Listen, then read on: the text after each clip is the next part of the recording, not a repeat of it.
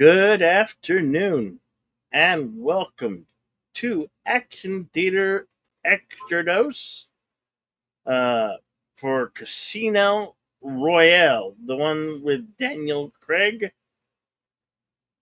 from 2006,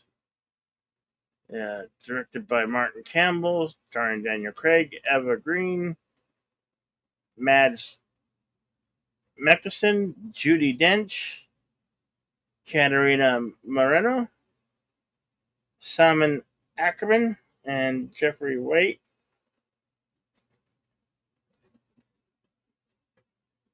Ivana McClintock,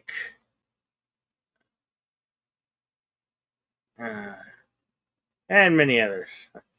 Anyway, looks like our good old pal Deleted Scenes is unable to join. Sorry to hear you. Sorry that something came up there, Deleted Man. Uh,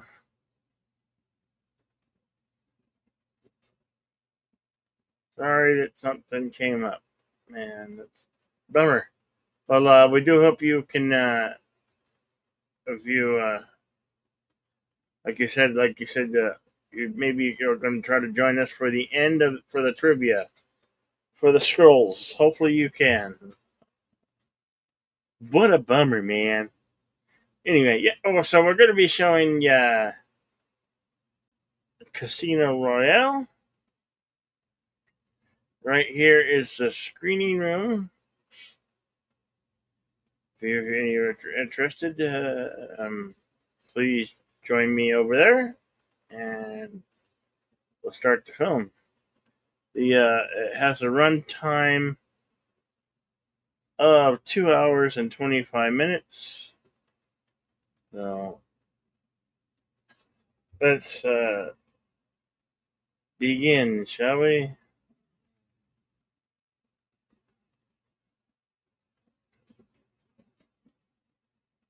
Hello, Jack's Law 2.0. Going to be showing Casino Royale, and that's the link for the screening room. I've loaded it up, so I'm going to get started. If you want to follow the screening room, and I'll start the film. Here we go. 5, 4, 3, 2, go.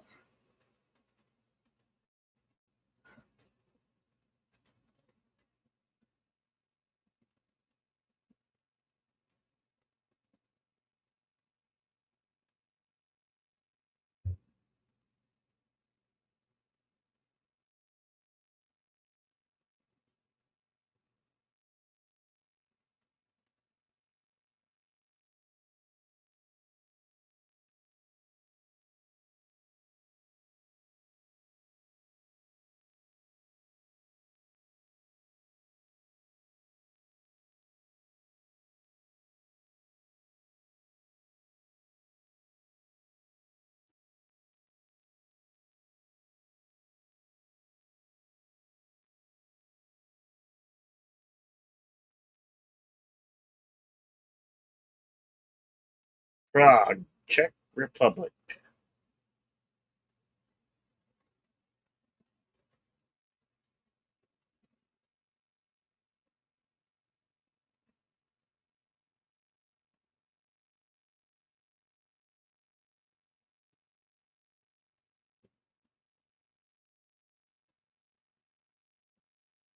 I'm confused. I don't remember it being in black and white.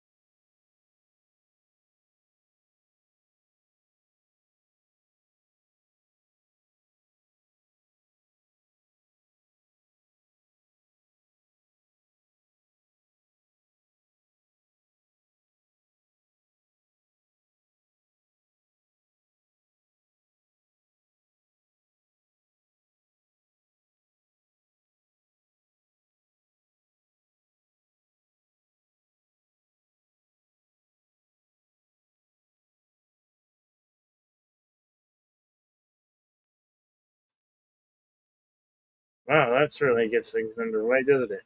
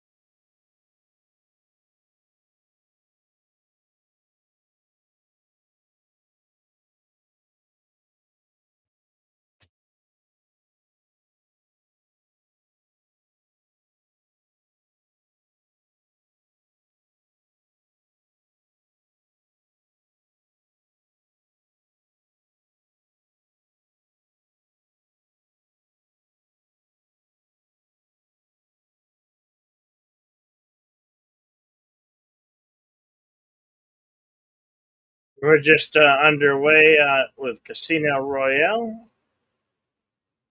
from 2006, starring Daniel Craig. Part of our final Bond film of the month. The lead scenes was unable to make it today.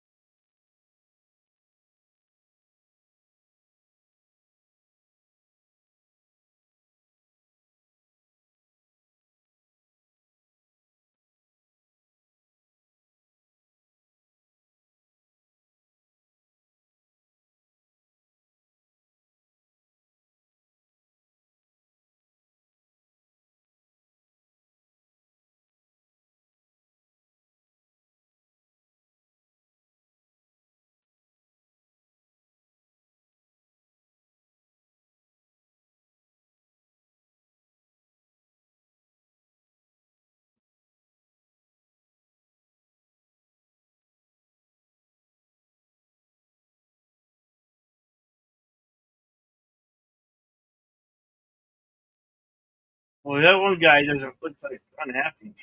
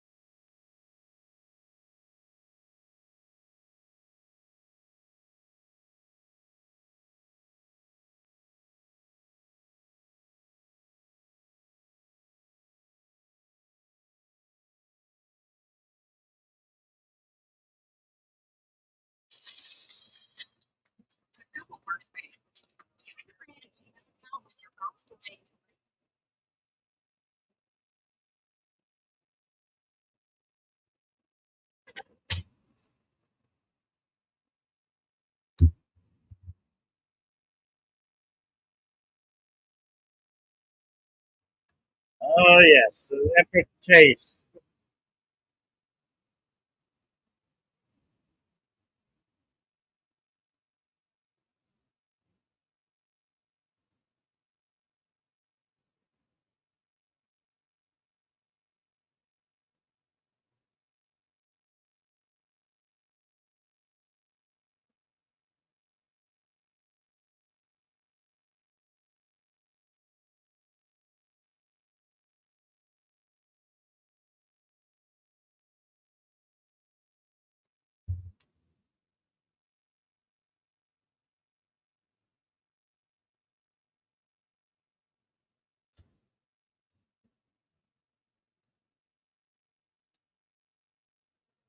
Damn it.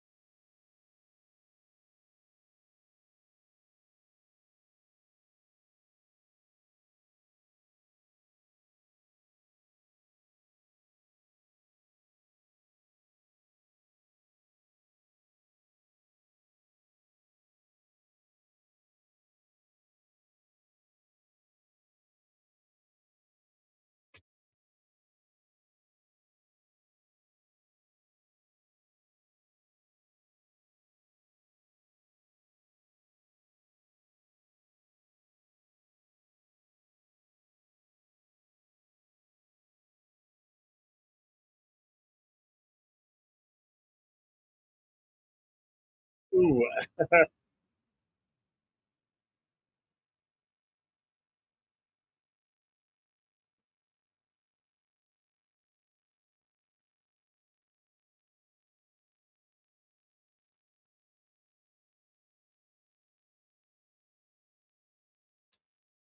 I remember this introduced me to parkour, or what parkour is. Hello, words and pictures. Good to see you. See you, my friend. Hope your evening's going well.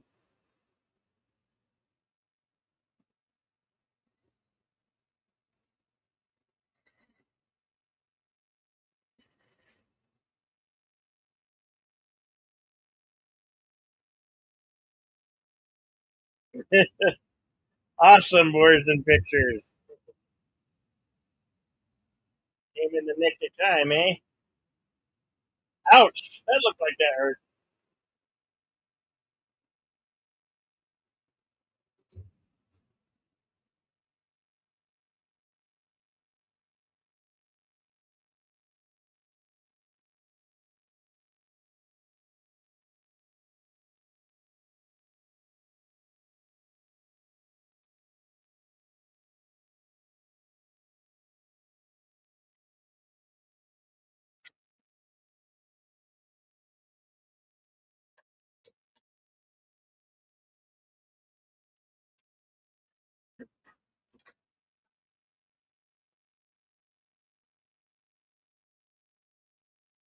Hello, Connie Clary. Good to see you.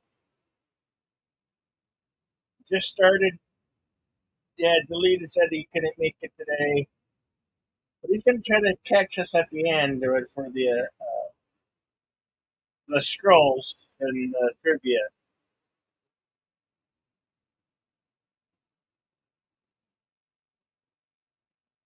Always good to see a supporter of Deleted Team channel on my channel here.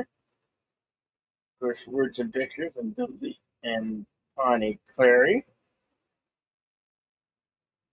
and Jack's Law 2.0.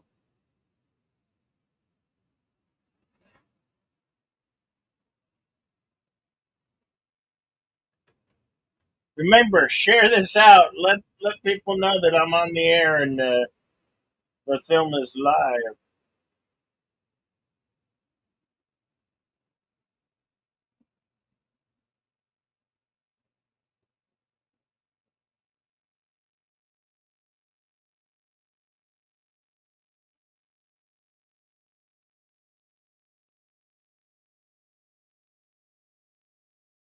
Ouch!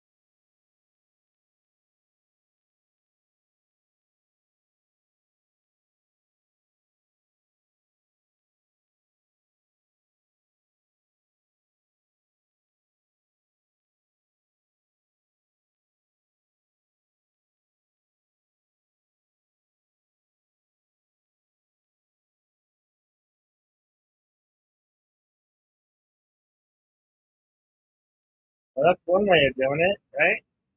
Damn.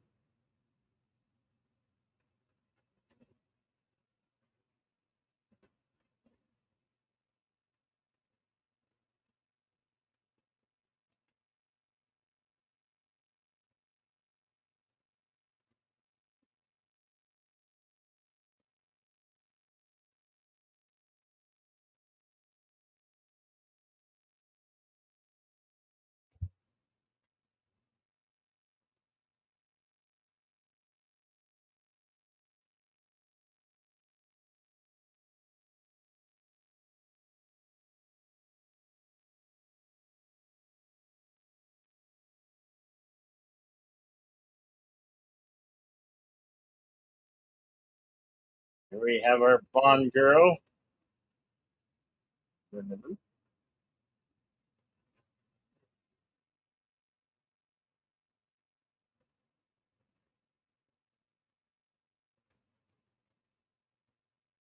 Ivana.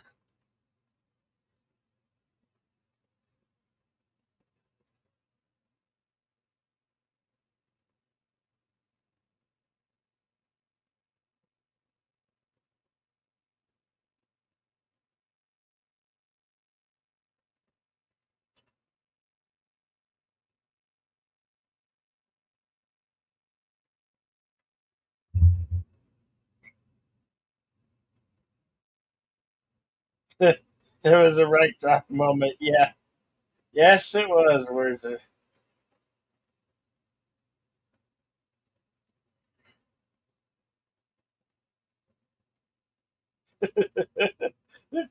Yeah, yes, that's a Bond moment. Explodes to save himself, followed by a wet Bond girl climbing out of the ocean. Yep.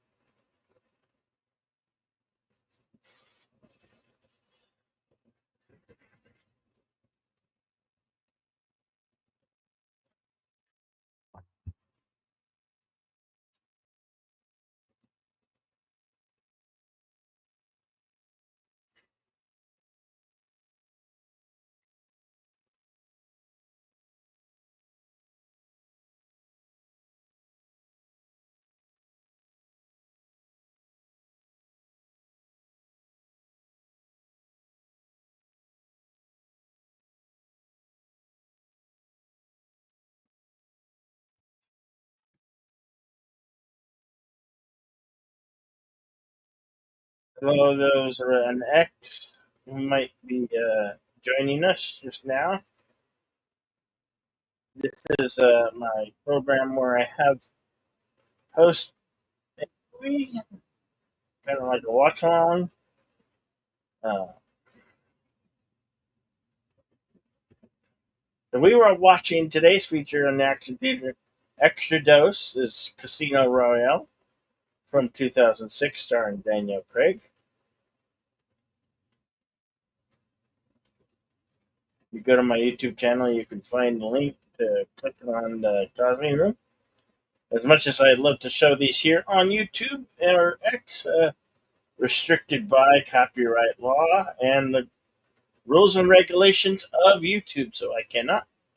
That's why we have a secondary screening room for you to view it. If not, you'll have to find your own physical media copy of Casino Royale.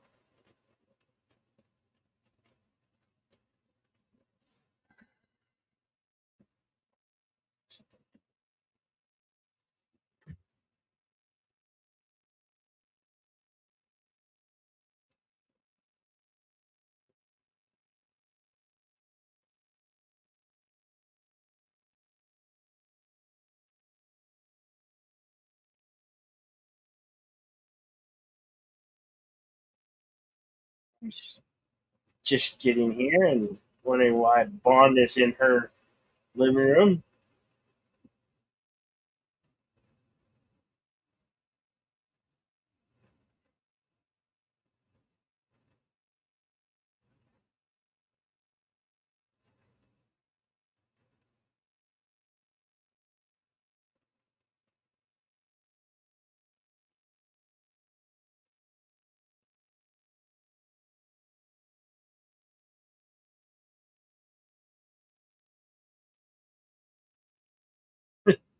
Bond's really getting his ass chewed by M here, isn't he?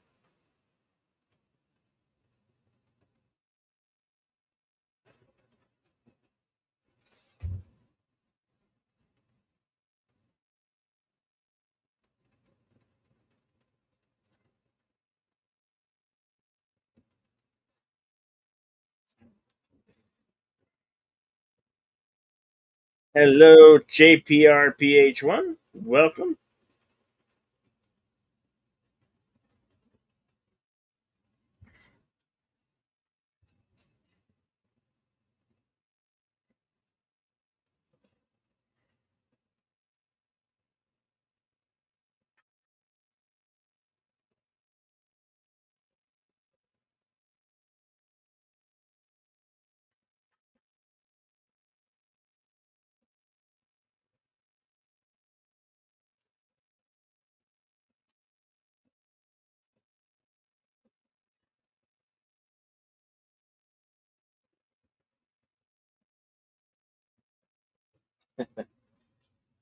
Uh-oh.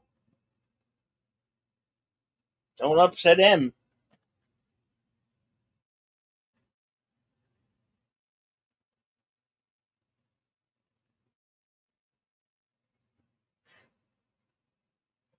Don't ever break into my house again.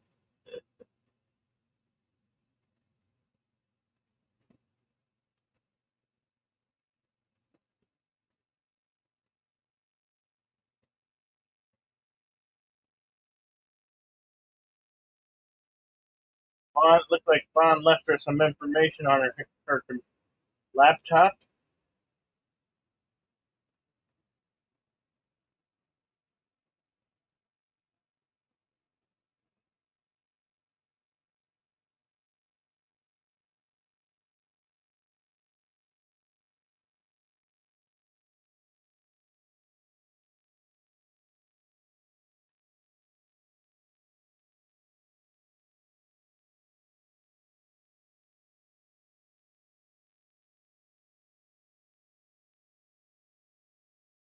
Okay, Connie, no worries.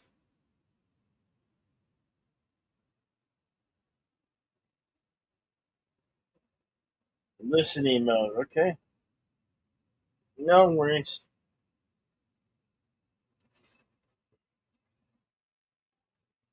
We all live busy lives and we got things to do.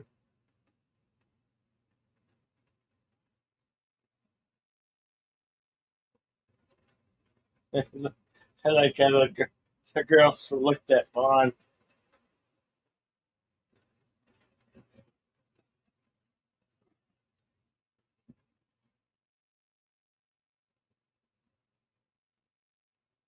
Wow. She just assumed this guy tying his shoe was a valet.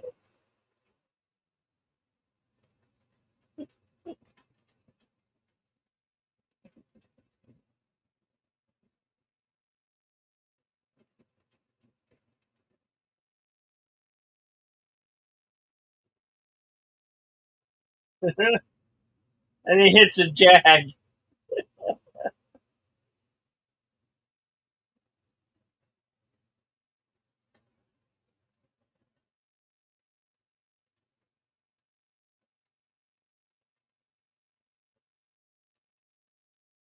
Now they're gonna go check on their Range Rover. They hit a jag.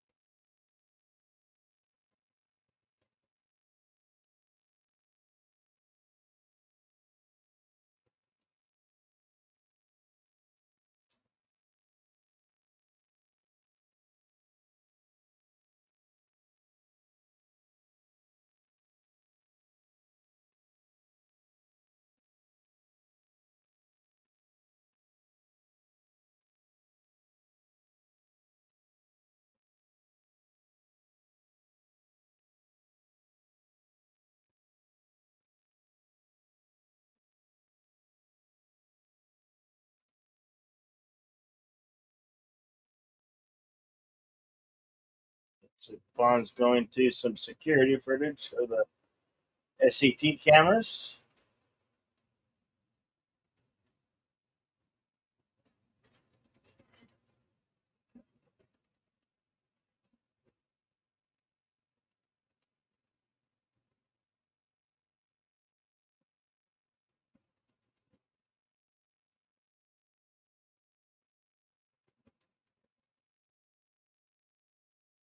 Hmm. Weird that it's the same time that it is now, huh?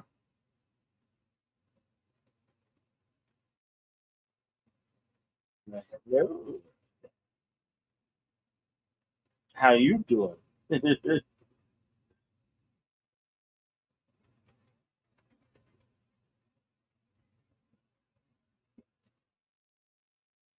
Judy Dench, 1968 film version. Midsummer Night's Dream. Oh, thank you. I got words and pictures.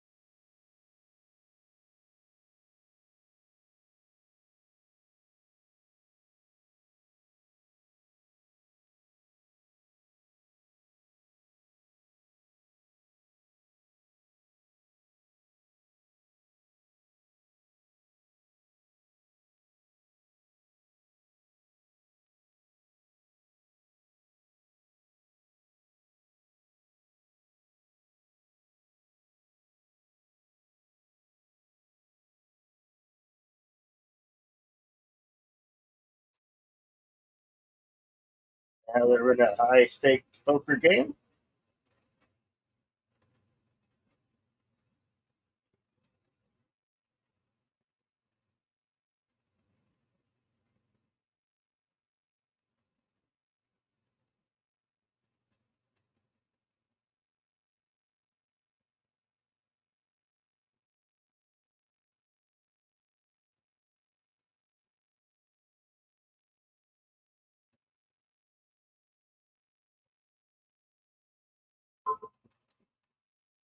Cowboys. They're playing Texas Hold'em. Very popular game of poker.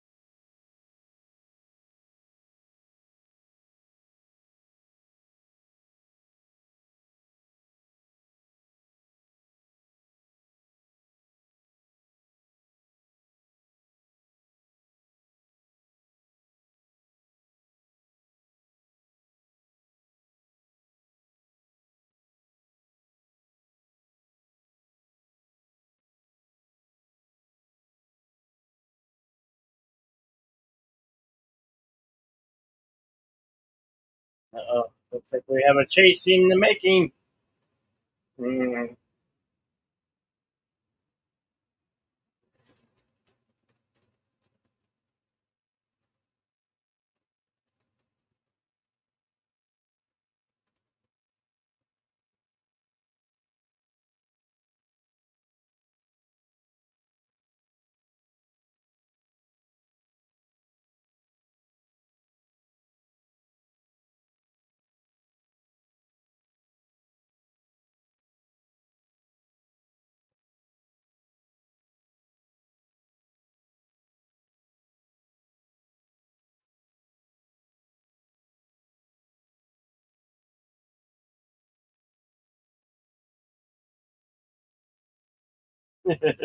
Yeah, there goes the money.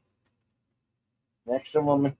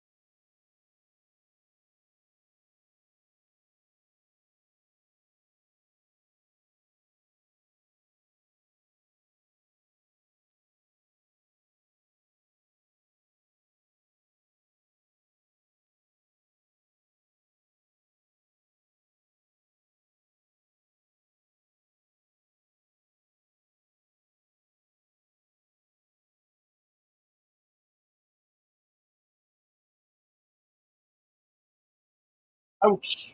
Man, trying to get that right to the head.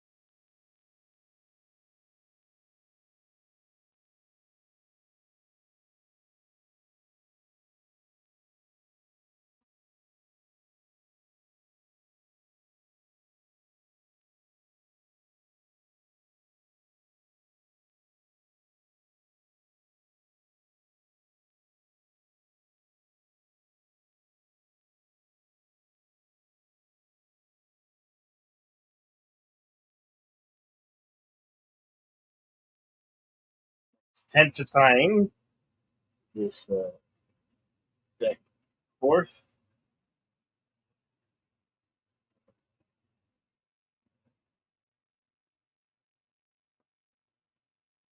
Oh boy. Said to my when that guy actor is in uh, Game of Thrones,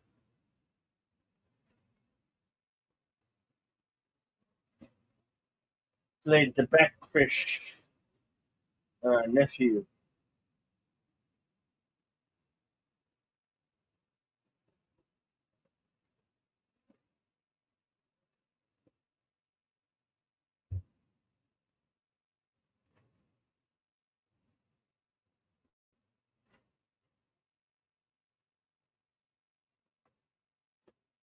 Oh boy.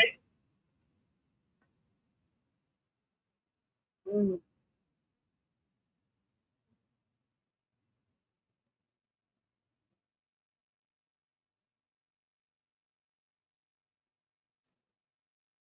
It was just a little water.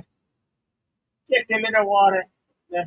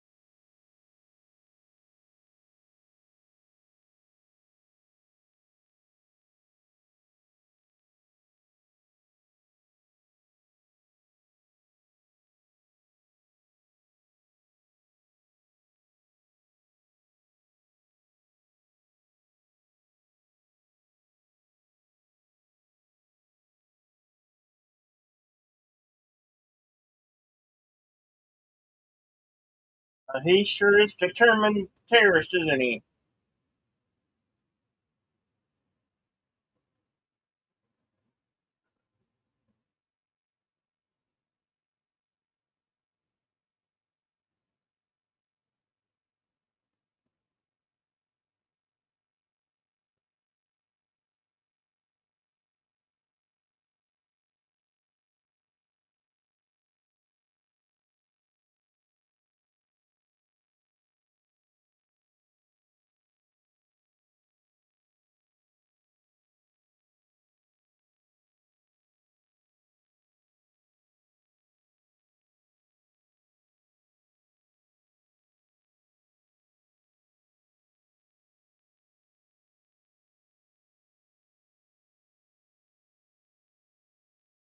That looked like that would have been very painful.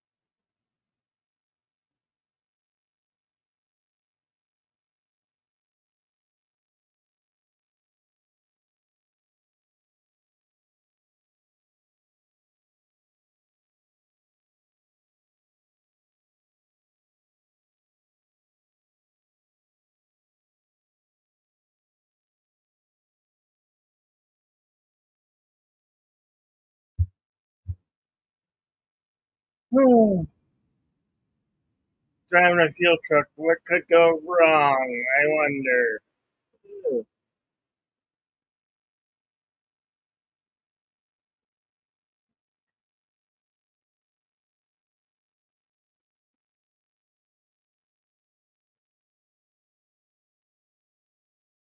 This speed sequel is weird.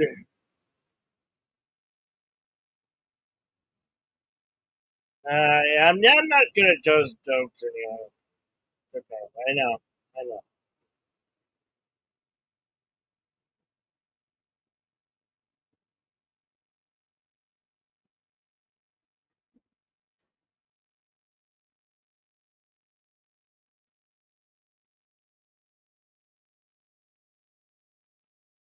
Well, now the fuel is leaking.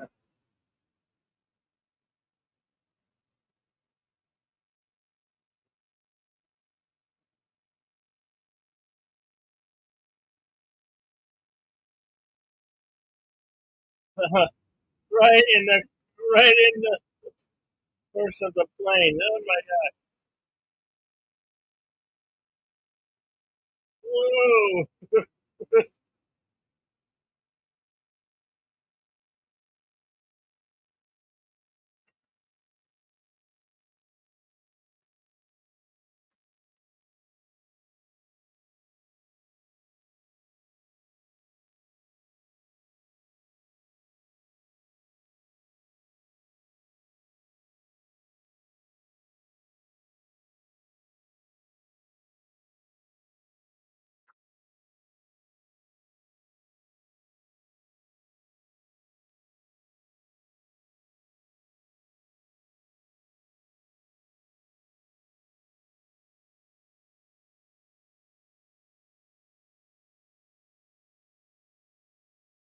Where are you going? You okay?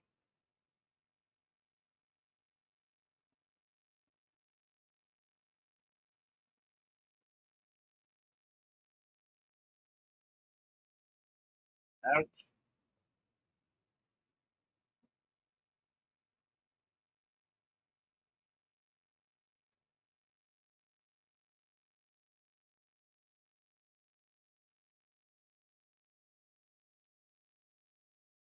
Bye bye.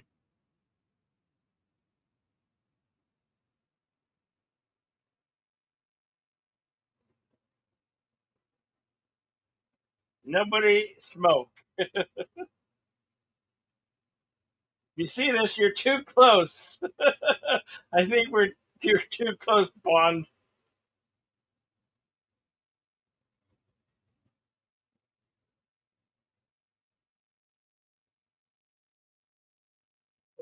I'm not the bad guy. I was.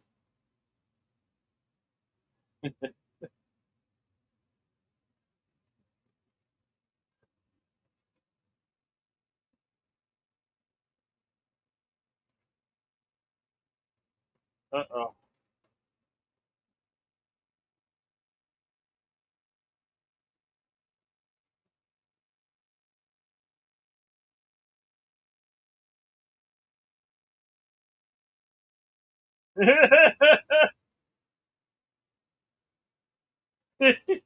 Bad guy went kaboom.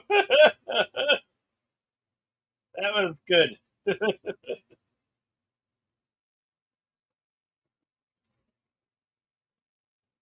It's been a couple of years since I've seen this one.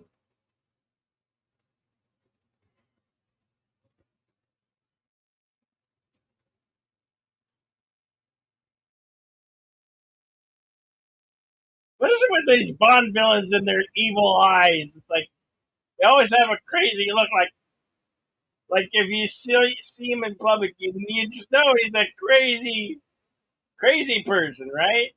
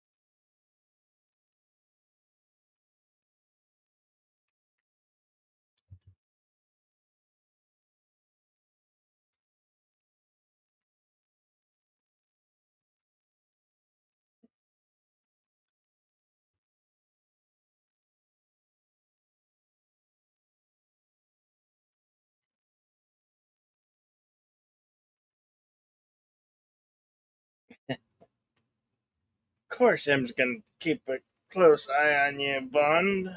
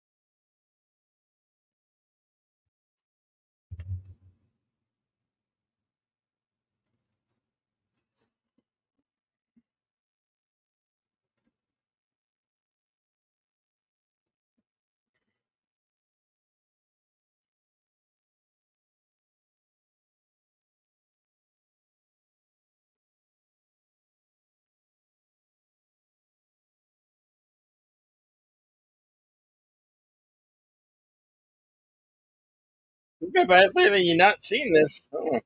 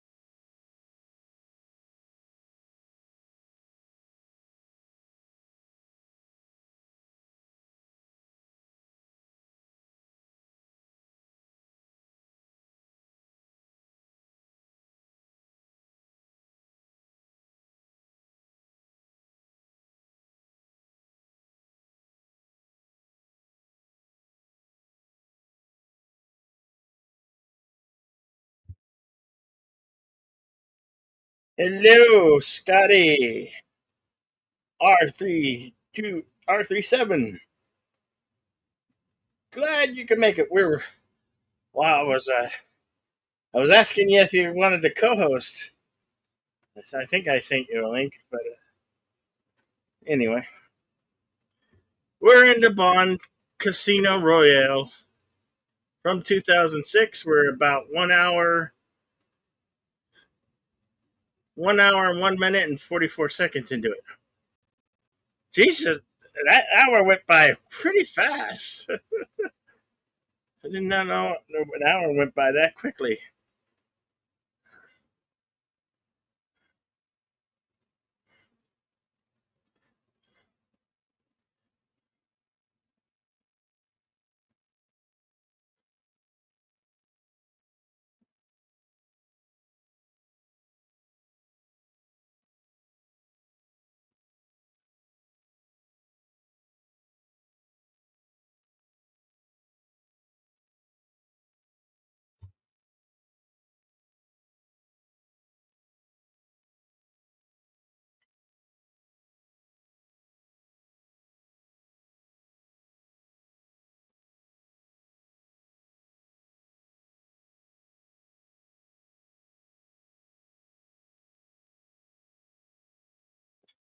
Yeah, I know. I can't believe an hour of the film went by so quickly.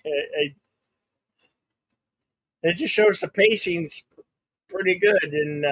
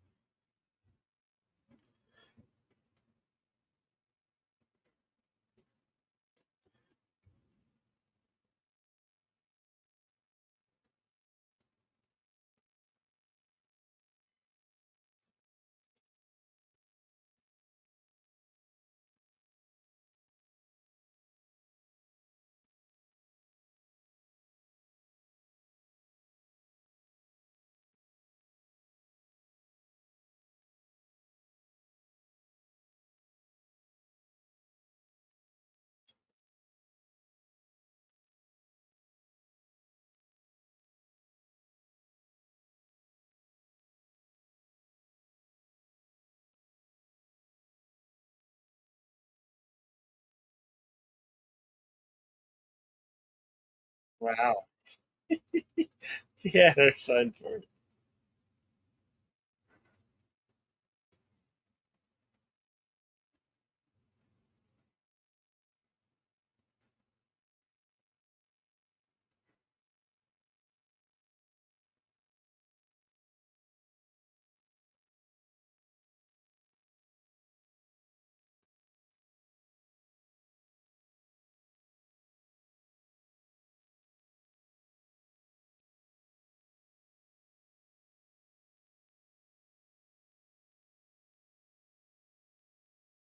Yes, we're meeting. Gonna have to have a high stakes poker game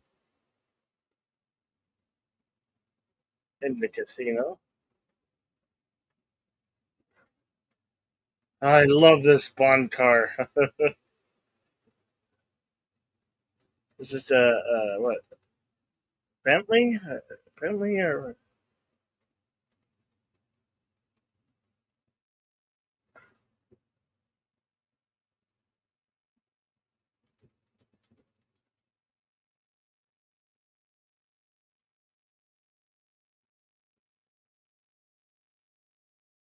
who is the maker of this car?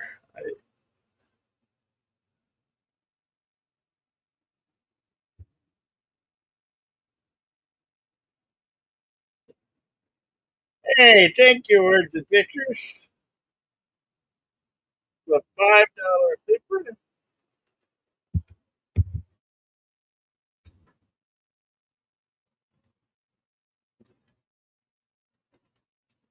with a bunch of poker emojis. Appreciate that, my friend.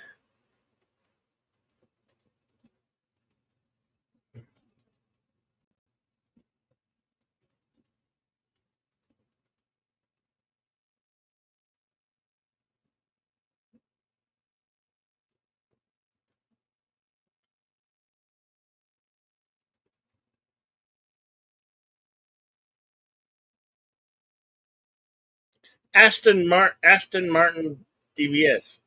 Okay, thank you. That is a nice car. I'd say so.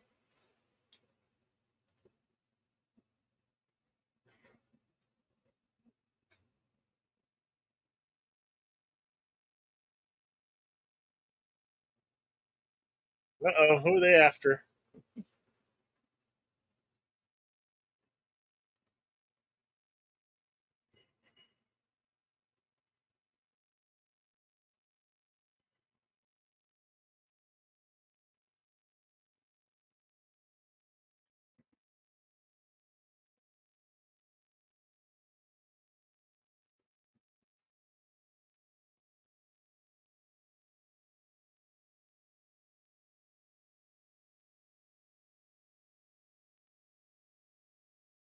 Oh, looks like they got took out one of the competition from the poker game or whatever legal troubles.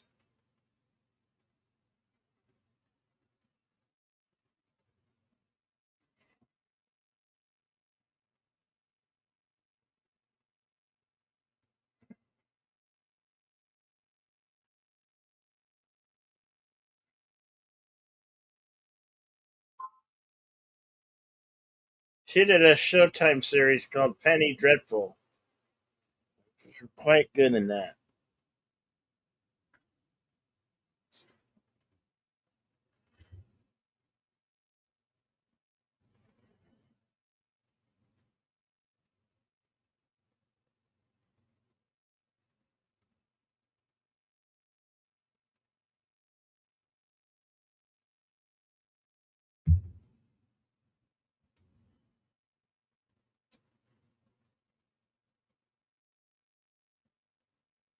Beautiful car and probably really, really fast. I mean, that looked like a Sportster that is on the lines of a Porsche 911, but much probably could beat the pants off a Porsche 911 and a Corvette, you know, and a Ferrari.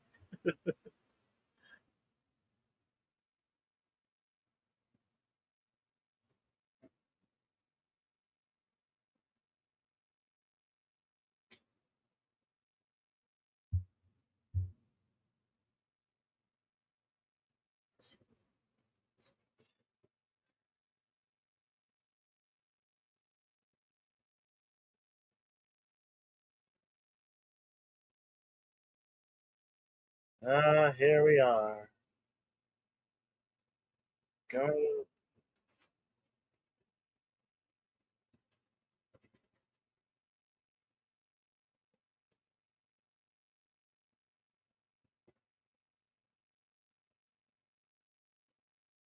the high stakes poker room.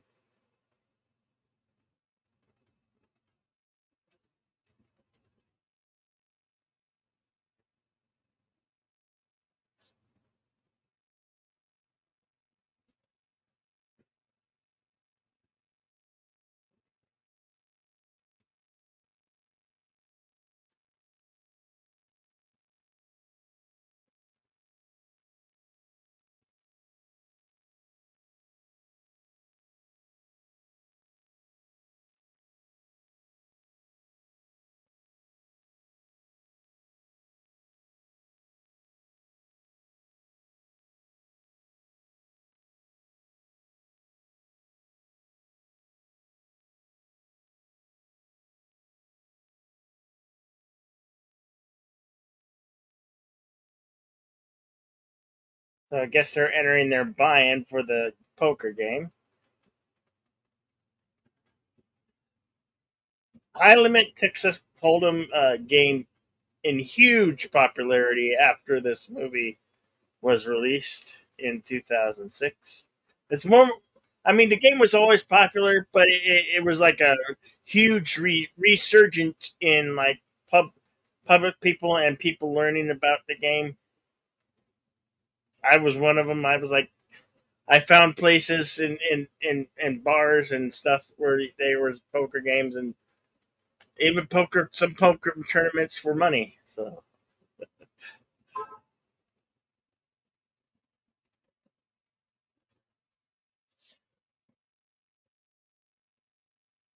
I still love the game to this day, and I'd like to say I'm pretty good at it.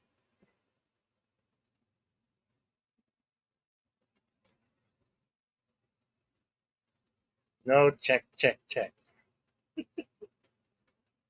No more check.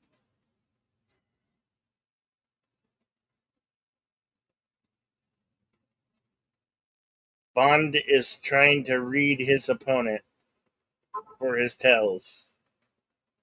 Everybody has tells. You just got to learn how to read the tells. And as a player, the best way is how to disguise your tells or not have any at all. But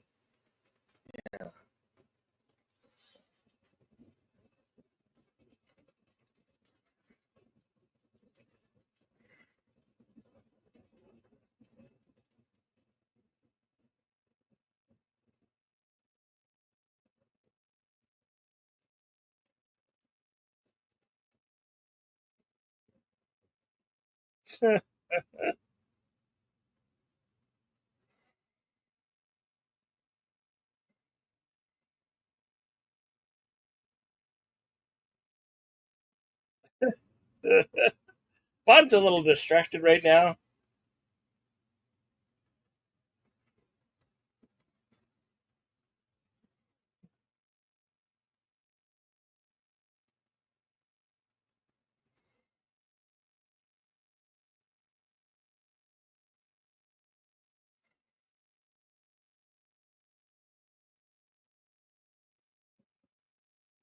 Looks like an all heart flush.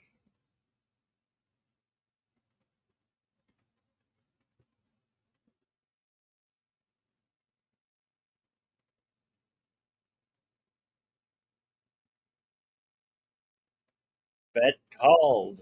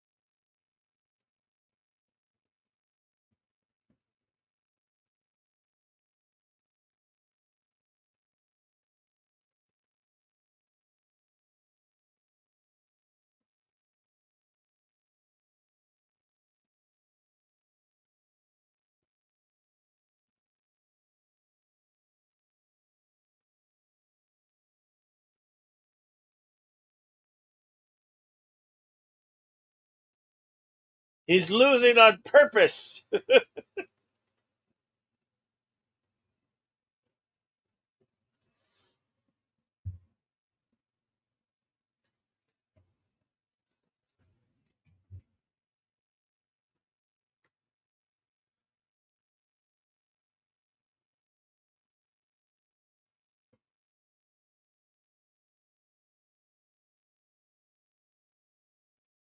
He's been studying his opponent immensely, intensely.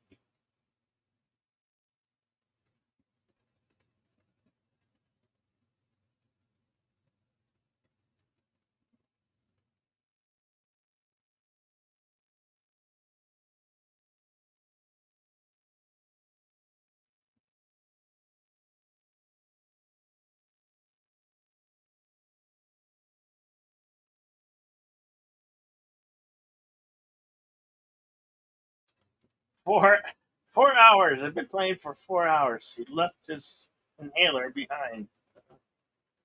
What is he gonna do?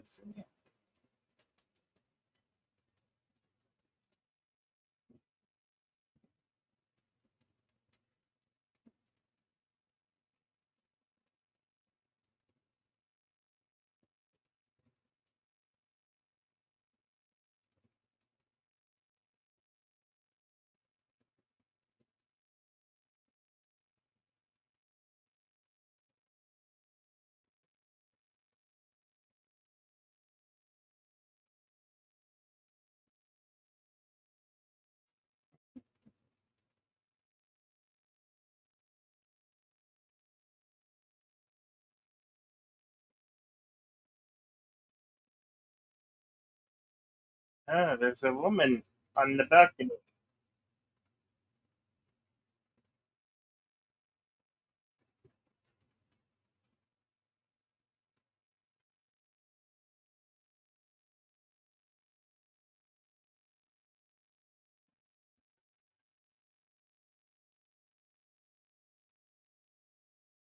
The African drug lord came to collect money, huh?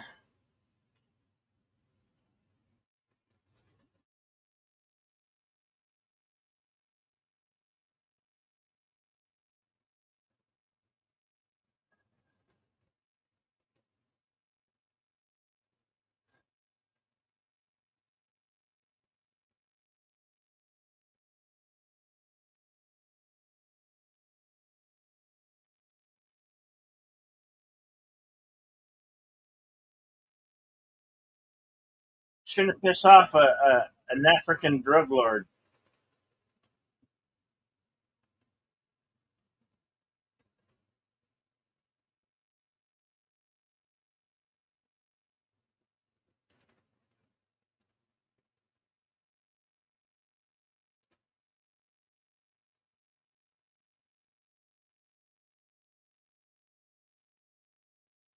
Oh, he's gonna take your girlfriend's. Damn, that is some twisted stuff.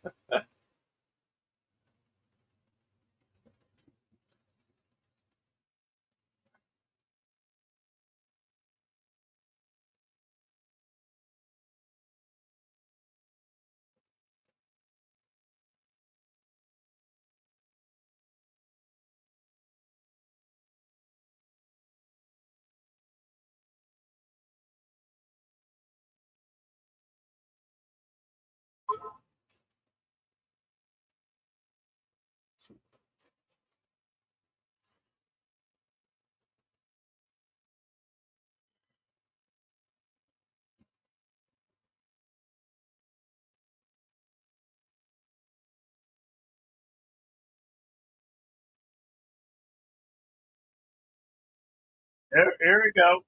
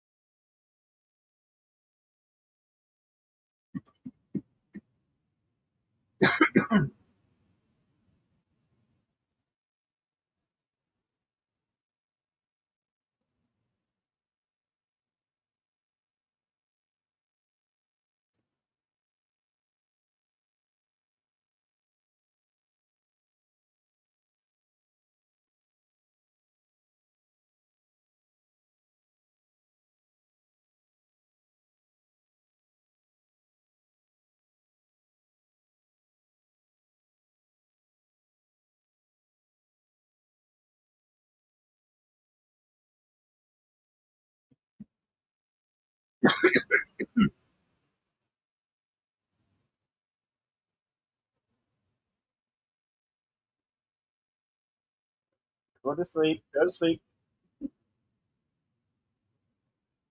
He might be dead.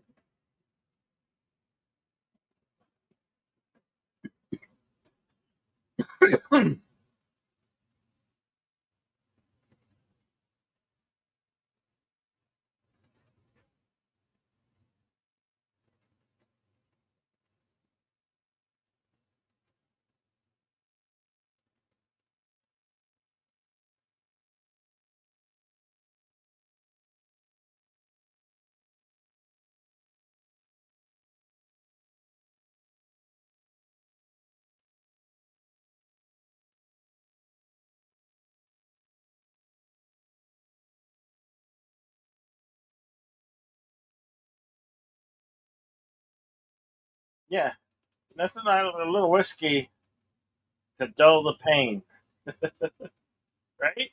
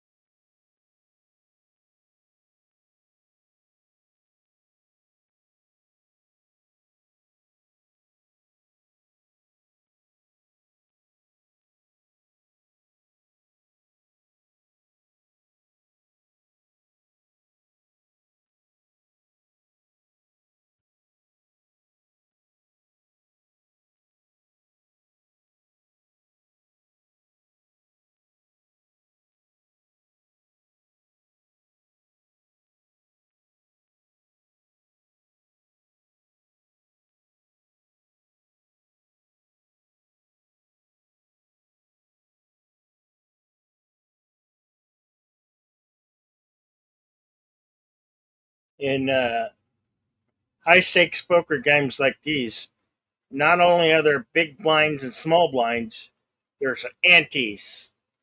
Each player will have to ante a certain amount, and it progresses as the game goes on. Ooh, Ace King. I like to call that one Anacona Corva. It always looks great, but never. Yeah, very similarly plays great.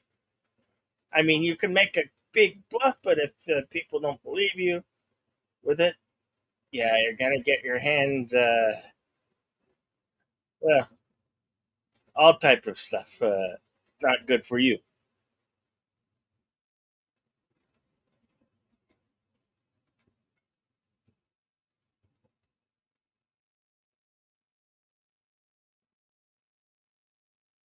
Wow, that's a heck of a bet.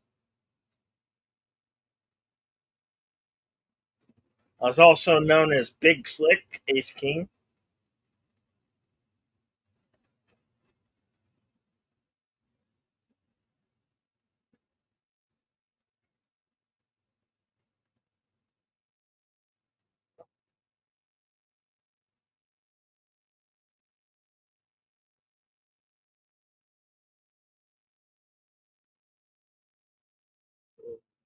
Wow, re-raise 2 million.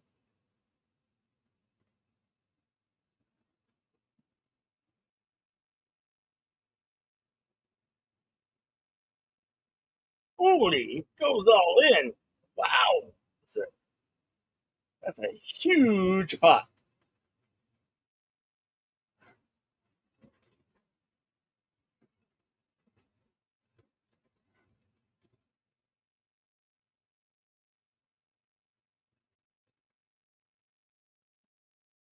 Wow.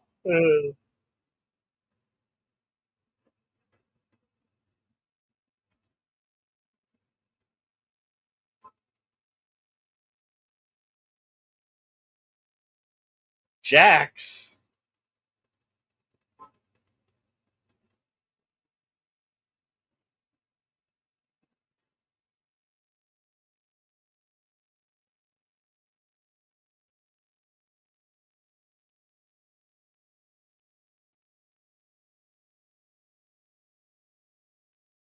Full house, four jacks. And Bond is wiped out. So I wonder how the hell these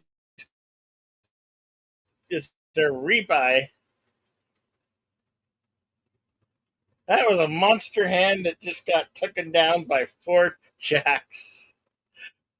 Those are the kind. Those are the bad beats that you say, "Oh shit, fuck!" Secretly, I've been there before several times.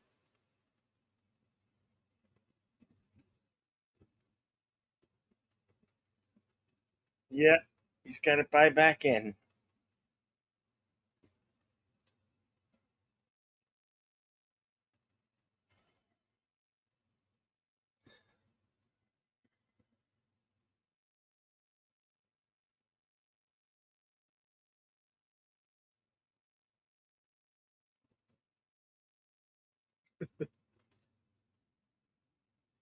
Lost because of your ego. Well, he's only a guy. We all have big egos, right?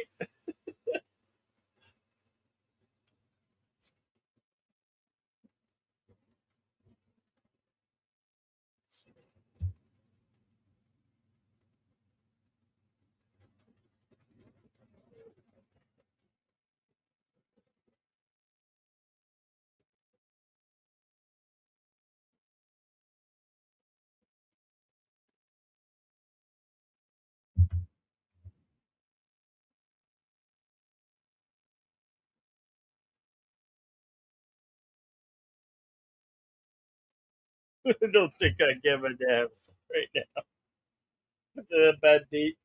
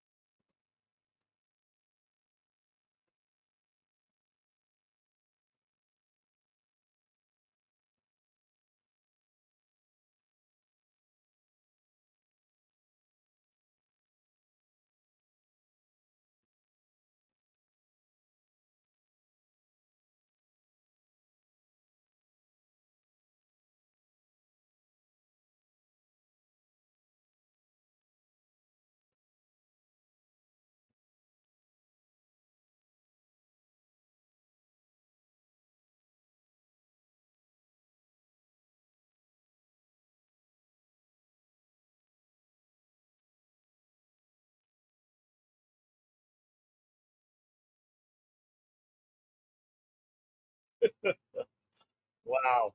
Yes, he's playing Felix, our old good old friend from CIA.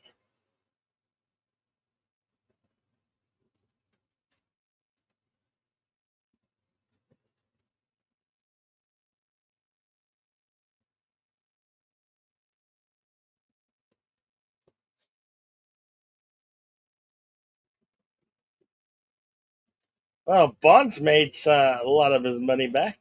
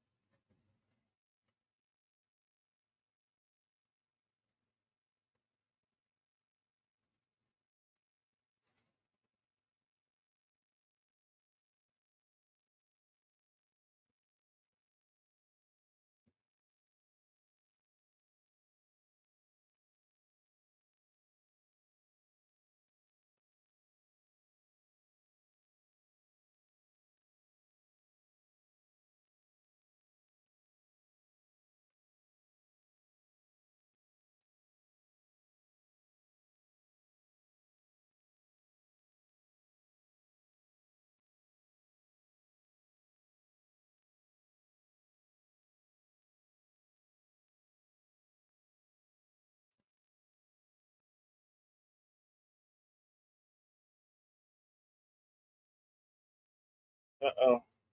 Did Bond just get poisoned?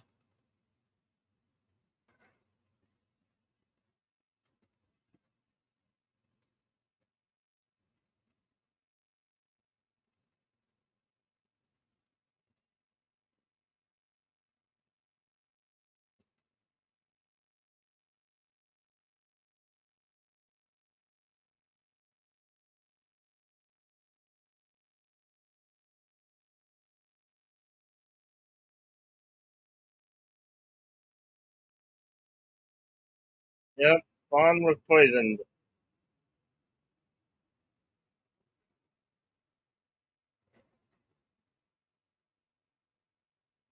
Oh, man.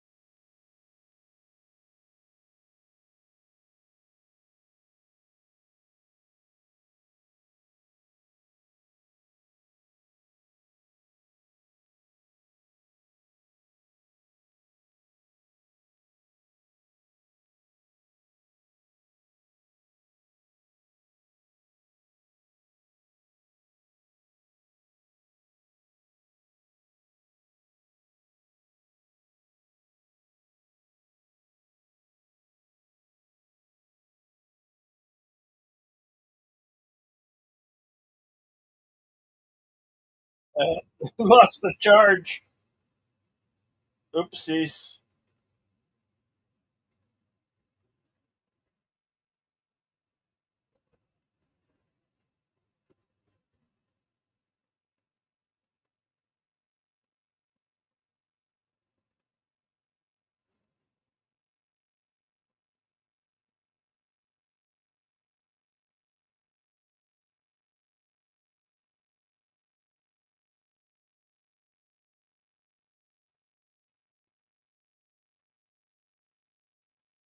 Good thing she came along when she did.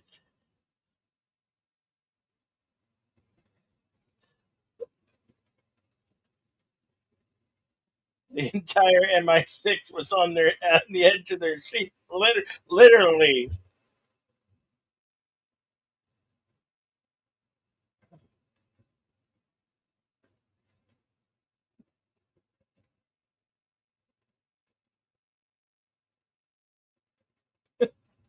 Of course, he's going back.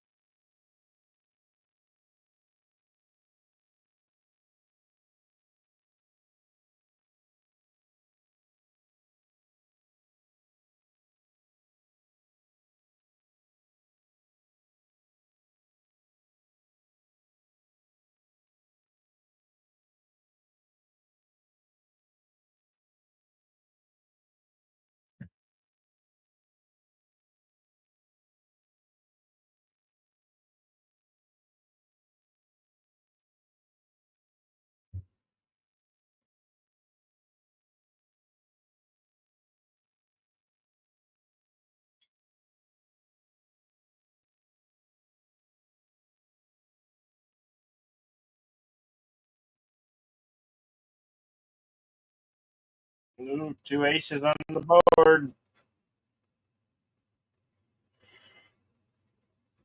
Who's holding the pocket rockets?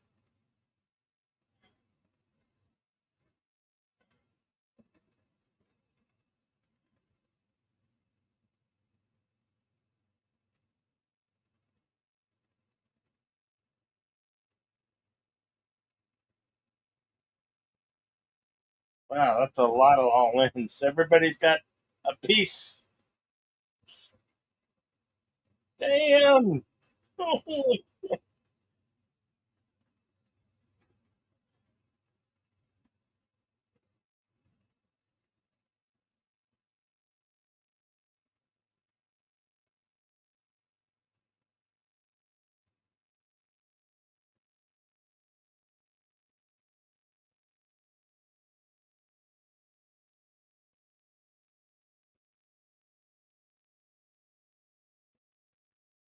He's shuffling his chips in the left hand. It could sometimes be known as a tell. So,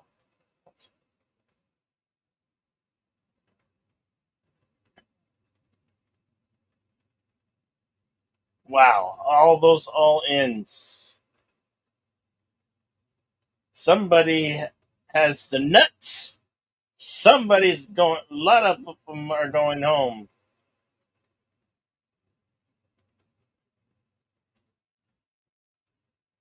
He holds three aces.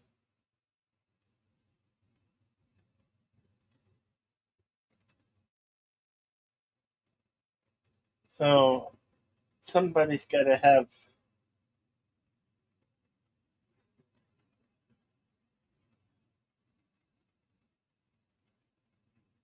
either holds a three aces or a full house.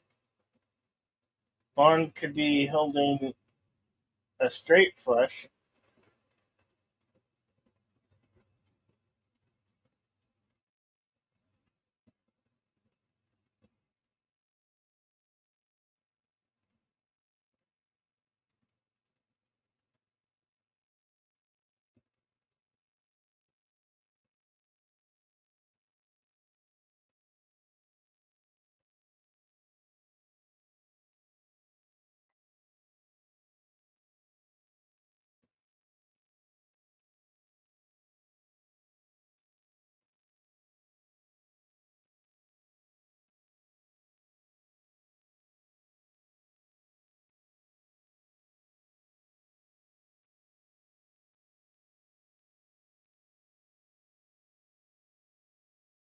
Straight flush.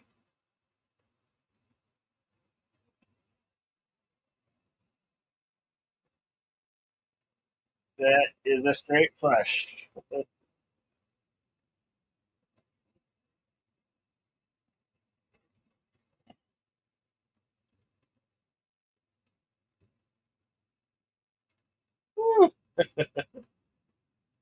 They tipped him $1 million.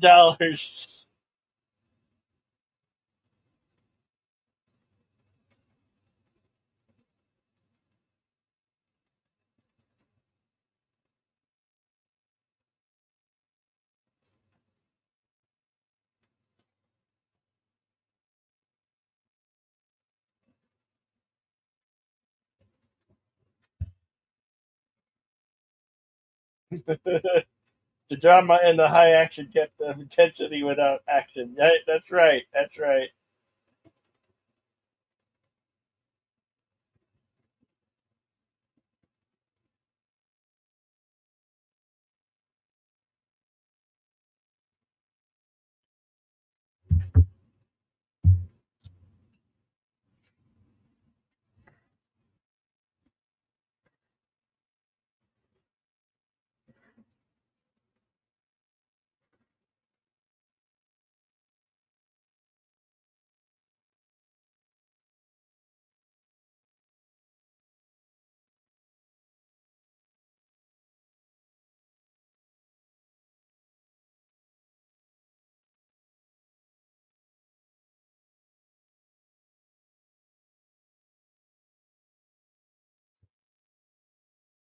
Hello to those of you watching on X. I know I can see that you're there. Uh, we're watching an action theater extra dose casino, Casino Royale. The link is on my YouTube page. But great to see have you guys here.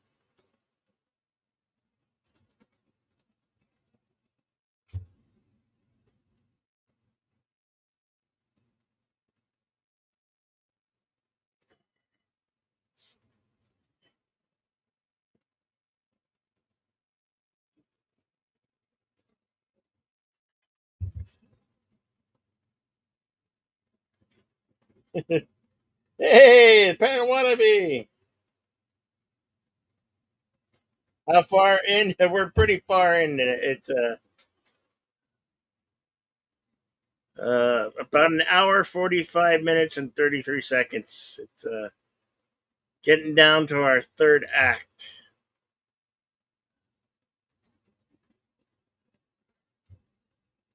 No worries, Padawannabe. Hopefully, you'll be able to drop by later for some karaoke.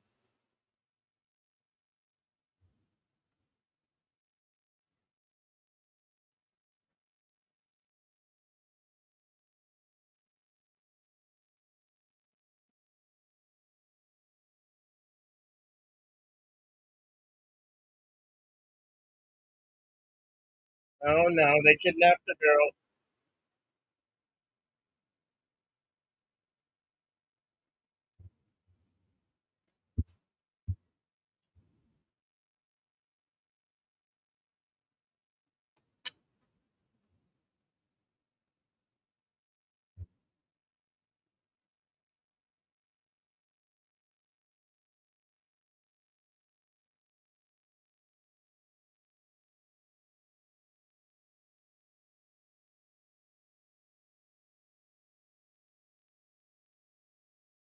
Ooh, damn,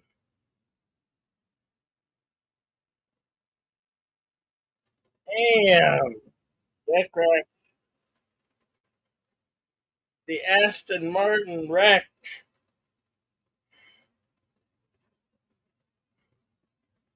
Cryptography is the cipher in cryptography in the cipher and algorithm performing encryption or decryption. Thank you for that words and pictures.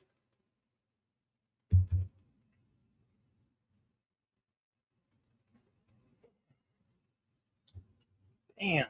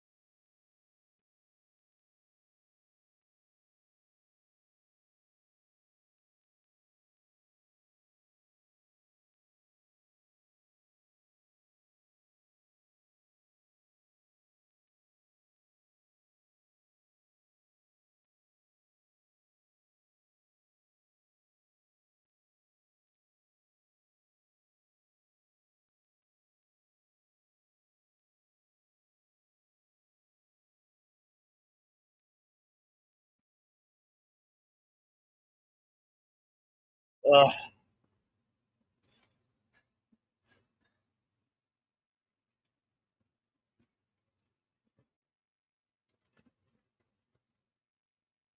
this this thing gets hard to watch.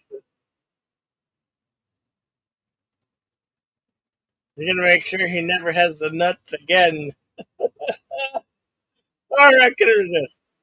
It's coming.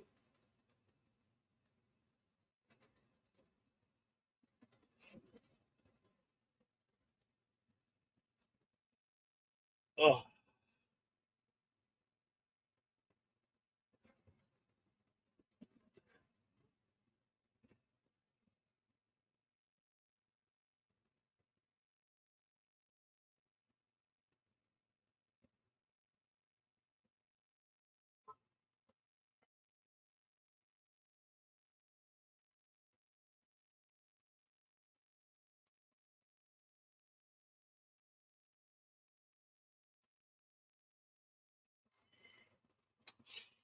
oh, this is gonna hurt. Oh,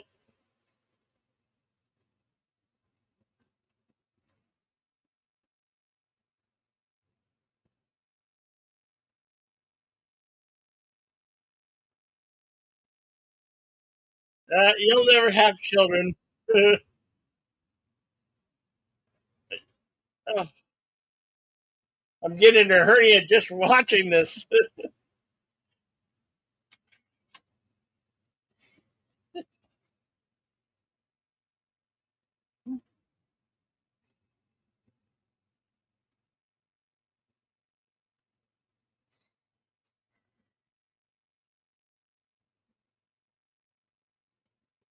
Yeah, because he owes an African drug lord.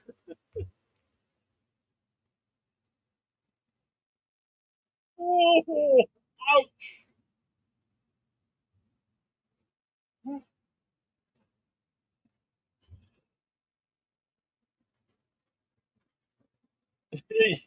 I know words.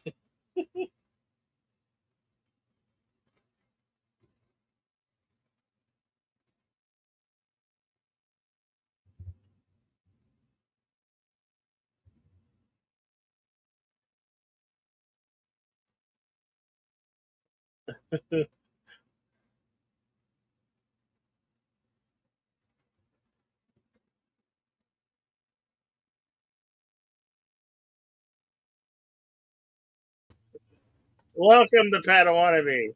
Yay! Now I just gotta find a link here. We're just at the Nutcracker scene where Let's see. the villain is Oh, here it making is. sure Bond will never have the nut again. Ah. Okay, copy. I'm gonna put this in here real quick.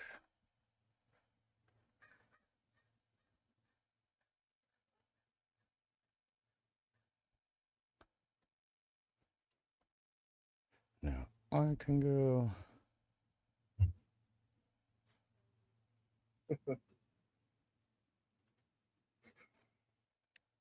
God, I can't believe I didn't see this message. This is like the one Bond movie where I've read the book because it was coming out. I was actually really excited for this. I was like, oh my God, Bond's gonna run? Yeah. You know, I mean, that was my thing. Everybody was like, it's not the same Bond. And I'm like, I don't care. We get to see him in action, like real action.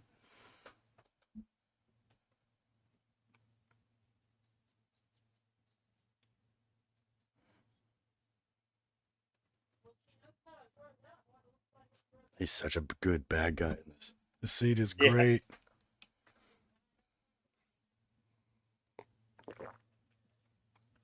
This scene is great. No.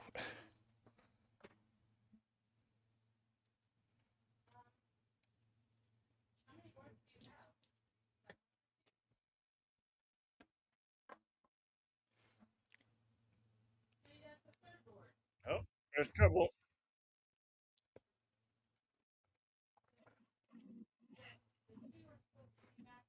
About time. No.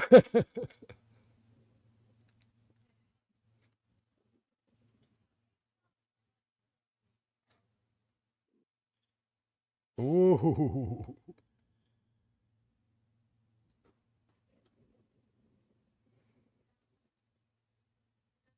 And Bond doesn't even have to beat the bad guy.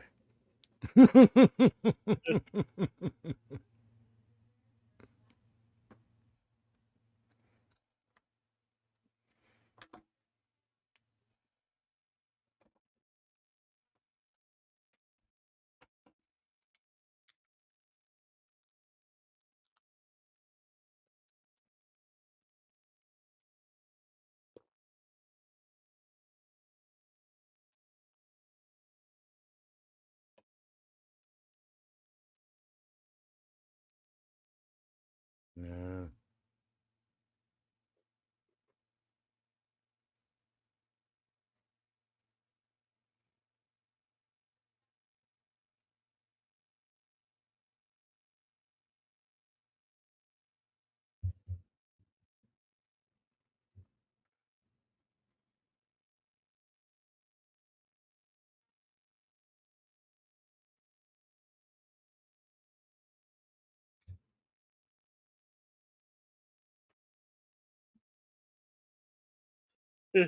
Yeah, he ate the headshot.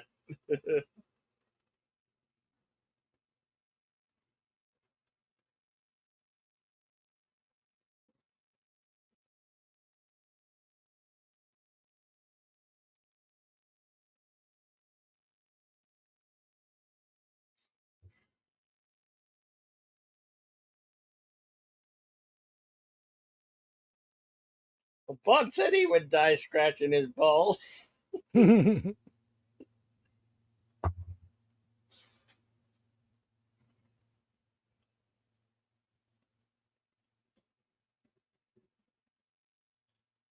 Oh,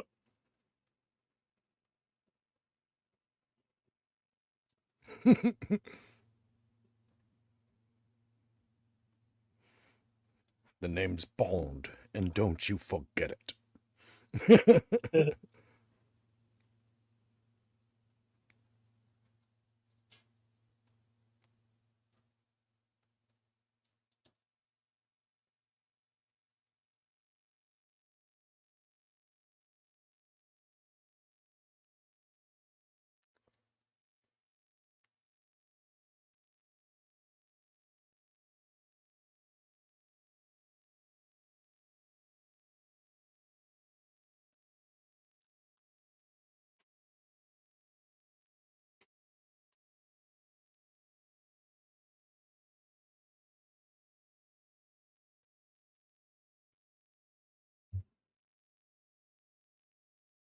Yeah, baby.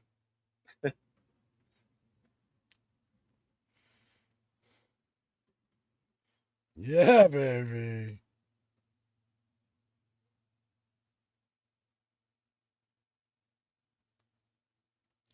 she went on to do Showtime's Penny Dreadful. She Yeah, went on for 3 seasons after this. I heard it was a pretty decent show. I just never It got. was I've pretty got good. a Yeah. list of shows I got to watch, and that's one of them. But yeah, she was in a few things that I actually like. Let's see.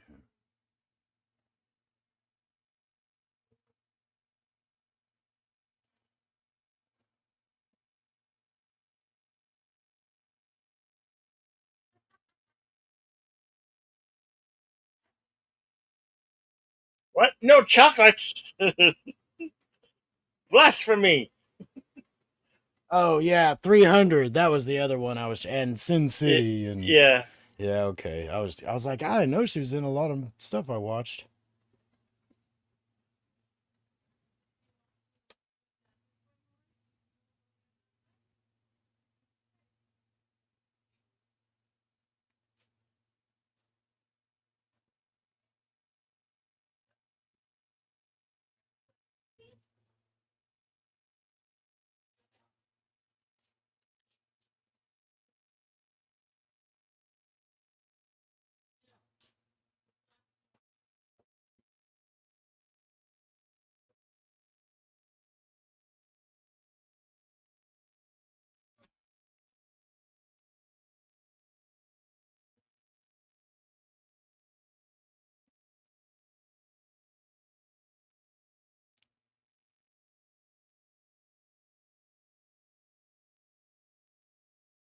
But what about his smoldering eyes?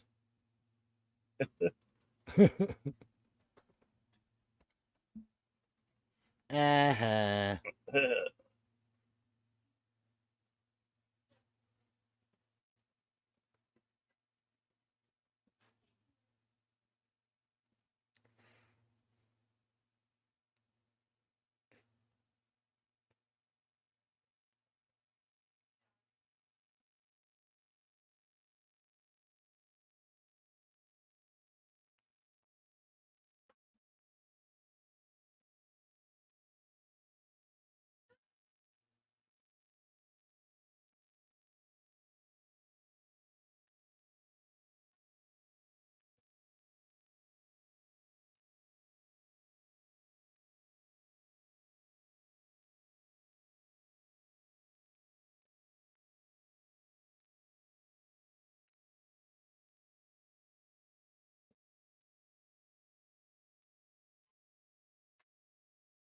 Ah, Venice in the rain. No.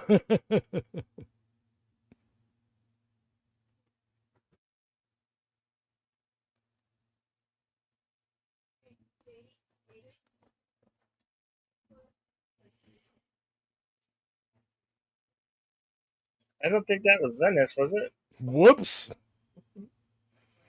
That would hurt, man. Hospital Uh, floors are solid.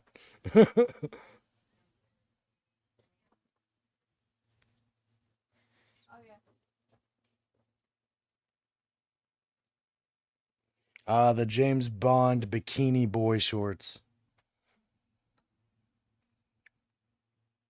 oh, some of the girls have worn some skimpy bikinis over the years. Yeah, I thought it was funny in this one. I was like, oh, this is the movie. He wears the skimpy bikini.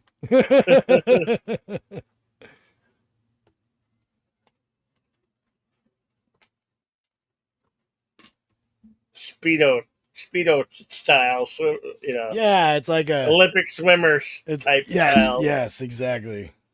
So Little trunks. little smaller than normal. Little less tall, little less long. A little less likely that I would wear that.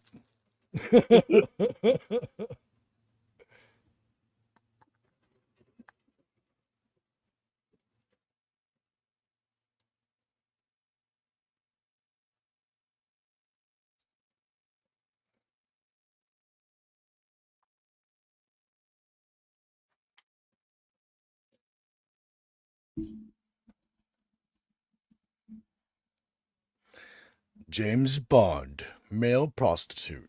That's an honest job. Just...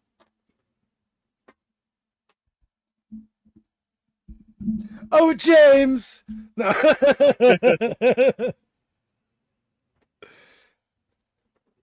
That's right. 'Cause he still has a manly voice after having his nuts cracked the way he did. Oh, dude, yeah, you'd be sore for so long. I mean, honestly, you can't believe they're intact. Like, he probably ruptured something. I I couldn't mean, even. he was in that rope, but not very hard. Yeah, dude. I couldn't even imagine getting hit so hard like that. And I've been hit pretty hard, but geez. Resignation effective immediately. Uh, well, you've always gone rogue anyway, James. Yeah, if it's sign and resign, when does it turn into resignation?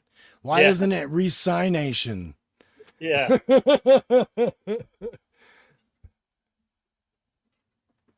I'm on a boat. I'm on a boat. The town that's actively sinking I know, it's every so year. crazy. The stuff they've put in to keep the city above water is pretty crazy though. Like whole Yeah. flotation things for whole apartments and stuff. So crazy.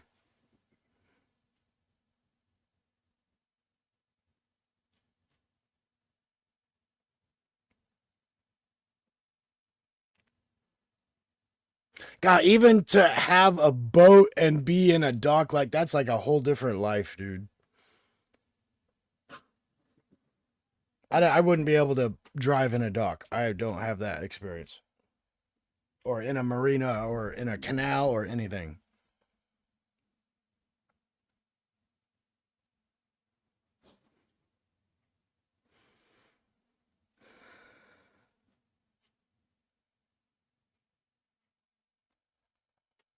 I just You remembered the ending to this. Yeah, this is one of This those accuracy movies gets yeah you think it ends and then yeah you're like, "Whoa, there's a whole nother part?" yeah. This one was crazy. So I wonder what people would think of this more currently. Is this a movie that doesn't know when to end, or is this a movie that has a surprise ending? Yeah. Well, it's been pretty fast paced. I mean, for the Oh, it is. two Yes. hour and 24-minute runtime, And this was which the is time when long. these movies were popular. Like, if you could make a good 2 hour movie, people would sit through it. Star Wars, Jurassic Park, this came out at that time. There was big time. 2 hour was the mark for a little bit, where it used to be 90. Like 90 minutes. You could time it by clockwork. And I did when I theater hopped. Welcome deleted scenes. Yay! Well,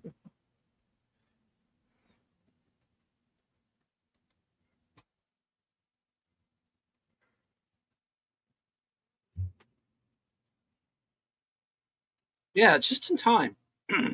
I was shocked at how fast the first hour of this film went by. Mm-hmm. Like, It's an hour went by so quickly, and it's like, where did that hour go? It happened so quickly. It's like, Well, that whole first opening scene yeah, is like 20 minutes of just the chase. It's so long.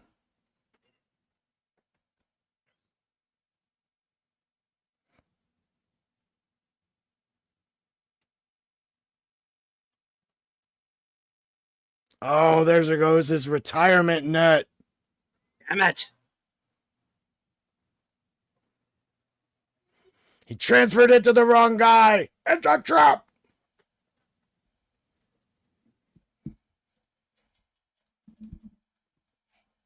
Oops, it seems there was a mistake. the one he's been sleeping with. She comes up an heist movie.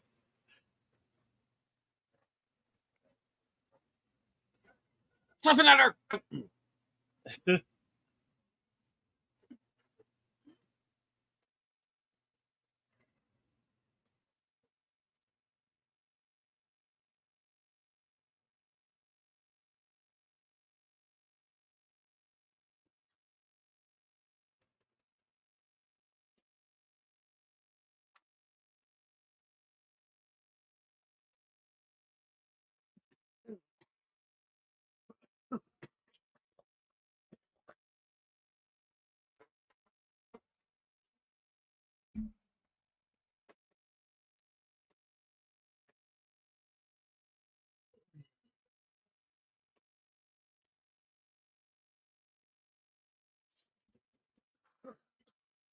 He follows her all the way across Venice. It turns out to be that face chick from the My Camera series.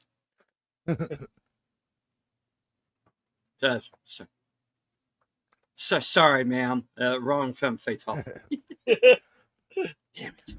So I mentioned earlier this was the first Bond novel that I did read. Mhm. And I found out at that time, I was like, oh, it was made in a movie, but I guess it was a Peter Sellers kind of comedy, Casino Royale. But I thought this was a pretty good adaptation.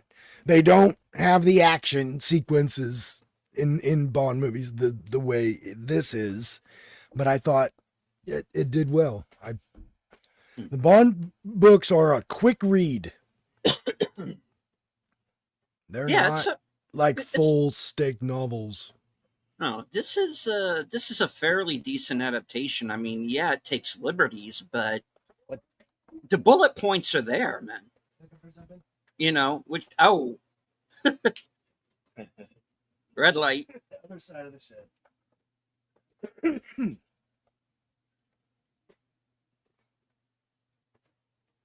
she took the money to only hand it over to somebody else. Yeah. They got to her. Yeah.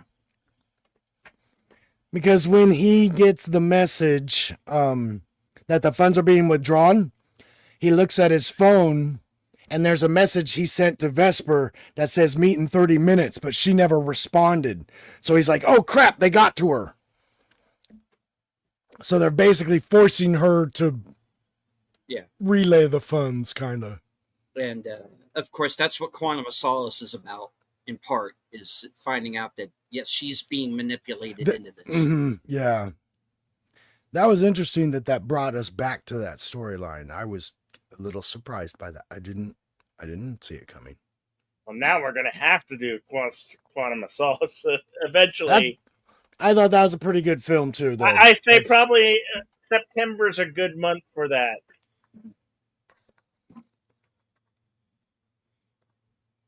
And if I remember correctly, the German guy here was in Inglourious Bastards.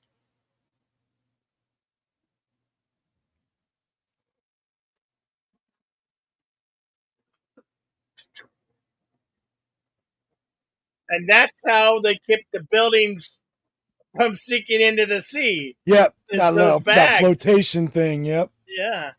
And it keeps it level, too, so it actually helps the buildings, but they're kind of removing them from their foundations, so they run into different problems. You can see the scaffolding everywhere in this building.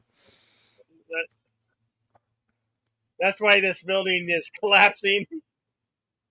Like, you just knocked out one of the major pillars. This building is now sinking into the ocean. Dude, that was load bearing.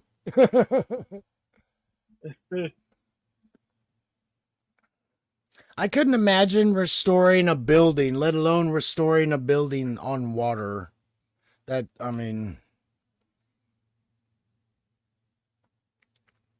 America doesn't try to do this.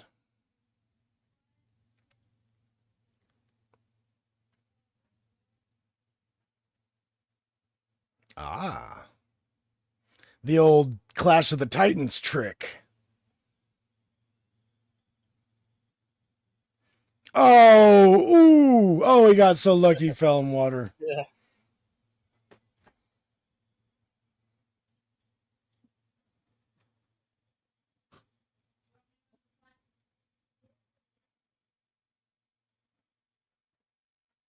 No.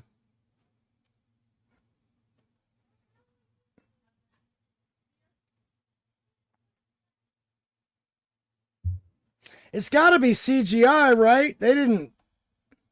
I know they got to film in Venice, but they didn't actually demolish a building there.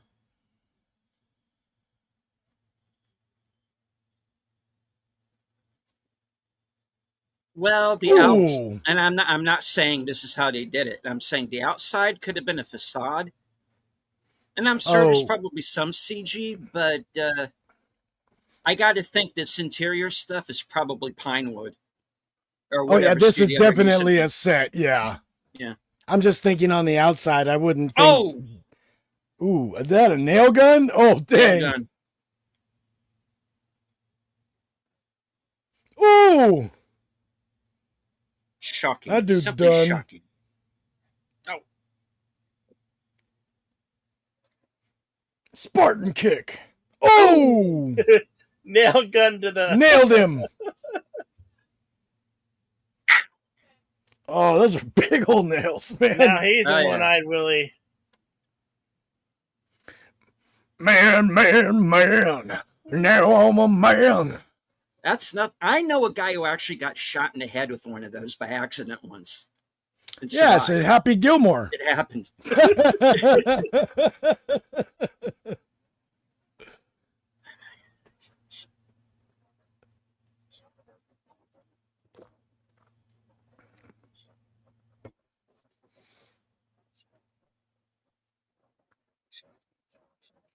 Oh no!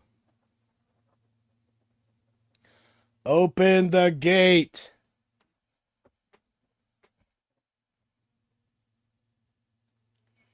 Sad music's playing. Yeah. No.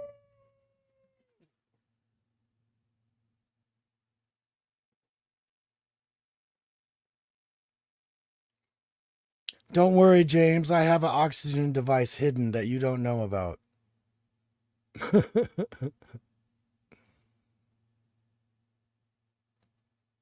No, now No. she's got it drowned. Wow, though. No, hardly any air from her scream. Now it's a bunch of air bubbles.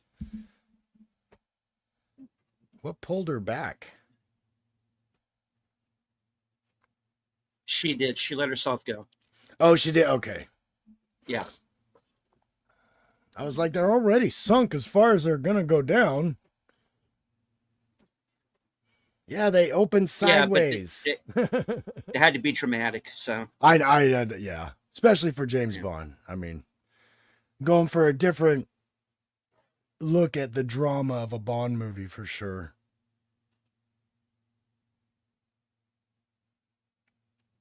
And having watched this, I could see immediately. I was like, oh, people aren't gonna like this movie.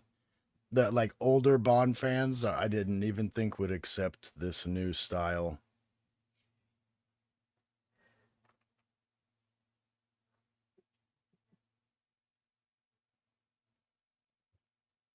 Yeah, but you get that with all of them, where Yes, they're going yes. to Mhm. where they're going to actually accept Brosnan once he started doing the films, where they're going to accept Dalton, And it's even whoever was going to replace Connery was just yeah. screwed out of the box, Because even if the distinguishment is between old Bond and new Bond, it's like, well, the old Bond people still have their kind of splits. I like Connery. I like this guy. I like this guy, and they're all like, well, regardless, I like the old Bonds way more than the new Bond. There's so many sects in it, It really is like each Bond has their own fandom. Yeah, I mean, how many people do you know say their favorite Bond movie is on Her Majesty's Secret Service? Lazenby only did that one Or film. Lazenby, yeah. I have heard that some people did like him best, though. I still need to see that one because to me that seems like the most action Bond of the old ones. Because that's the one on the top of the train scene, right? I think that is. I think so. Now we get Pretty the backstory here that ties into the next movie.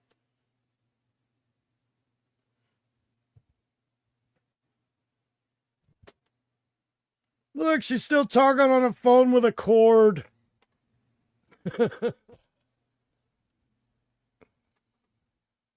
Sony Vio. And he's got a Sony Vio laptop. I know. Those were the thing for like a year.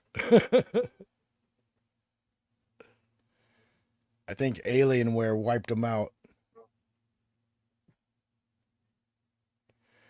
Double blind. Not anymore, he doesn't.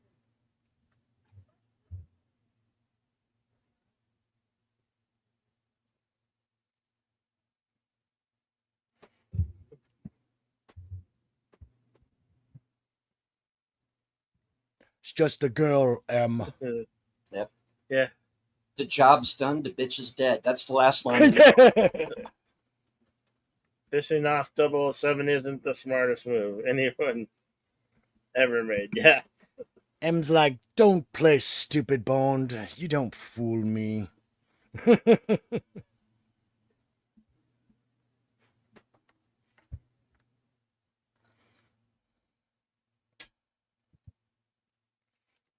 They still got the old James Bond music, though.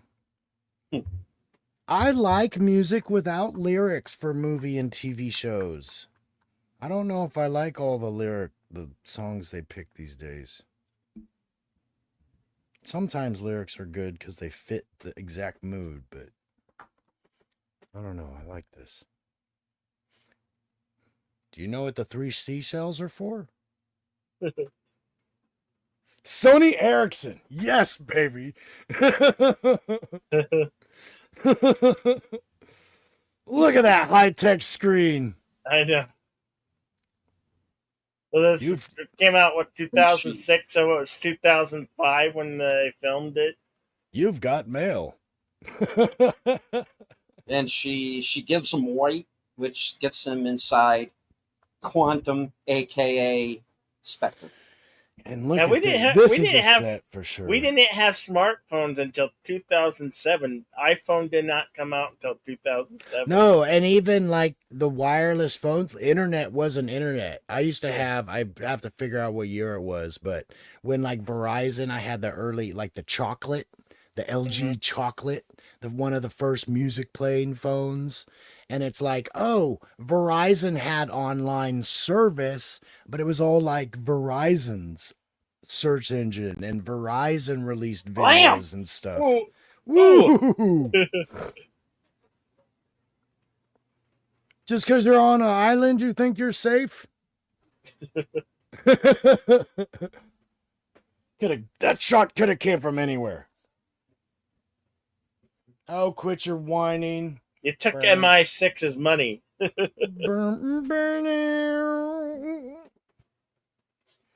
Like you need the silencer on that thing, big guy? I don't know if that's a silencer. It's probably just a fire depressor. Yeah. Music. I always get my mind. Now, the only thing I was disappointed with in this movie, because I read the book before it came out, so I was looking forward to the Baccarat game. And then the movie changes it.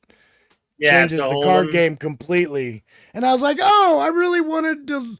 Like, I thought that was a good opportunity for them to bring back his...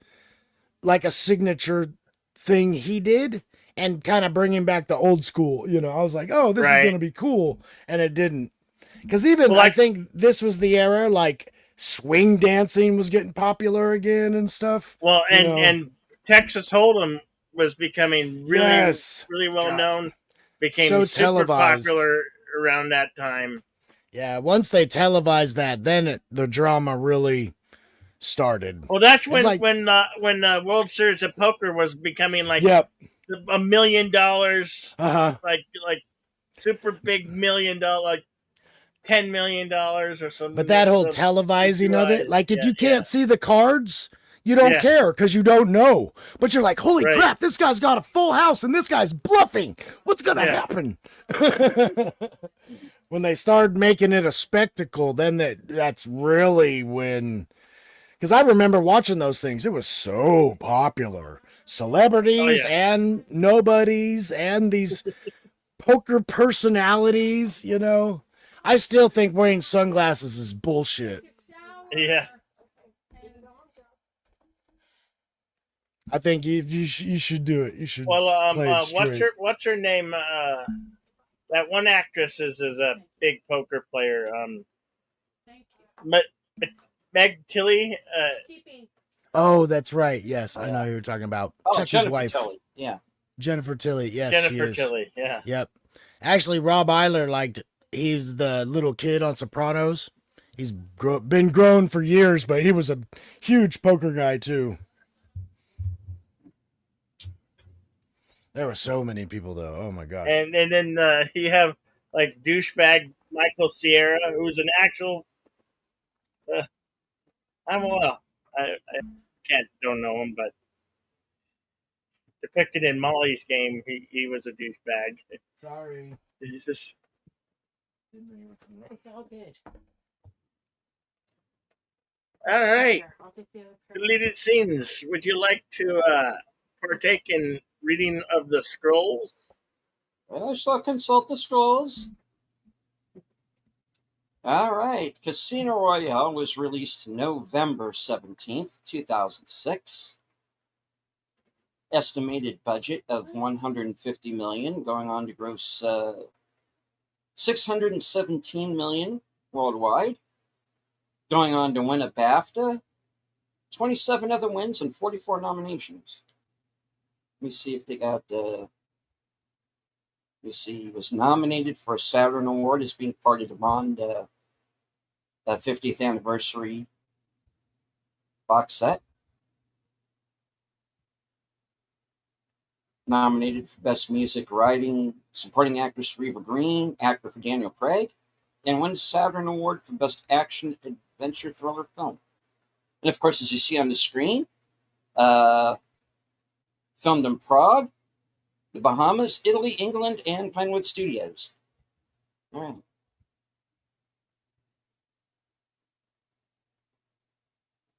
And speaking of the BAFTAs, it was nominated for 9 awards in all, winning for Best Sound, with the nominees being Best Actor, Screenplay, Best British Film, Production Design, Visual Effects, Cinematography, Editing, and Music. Edgar Allan Poe Award nominee for Best Motion Picture Screenplay.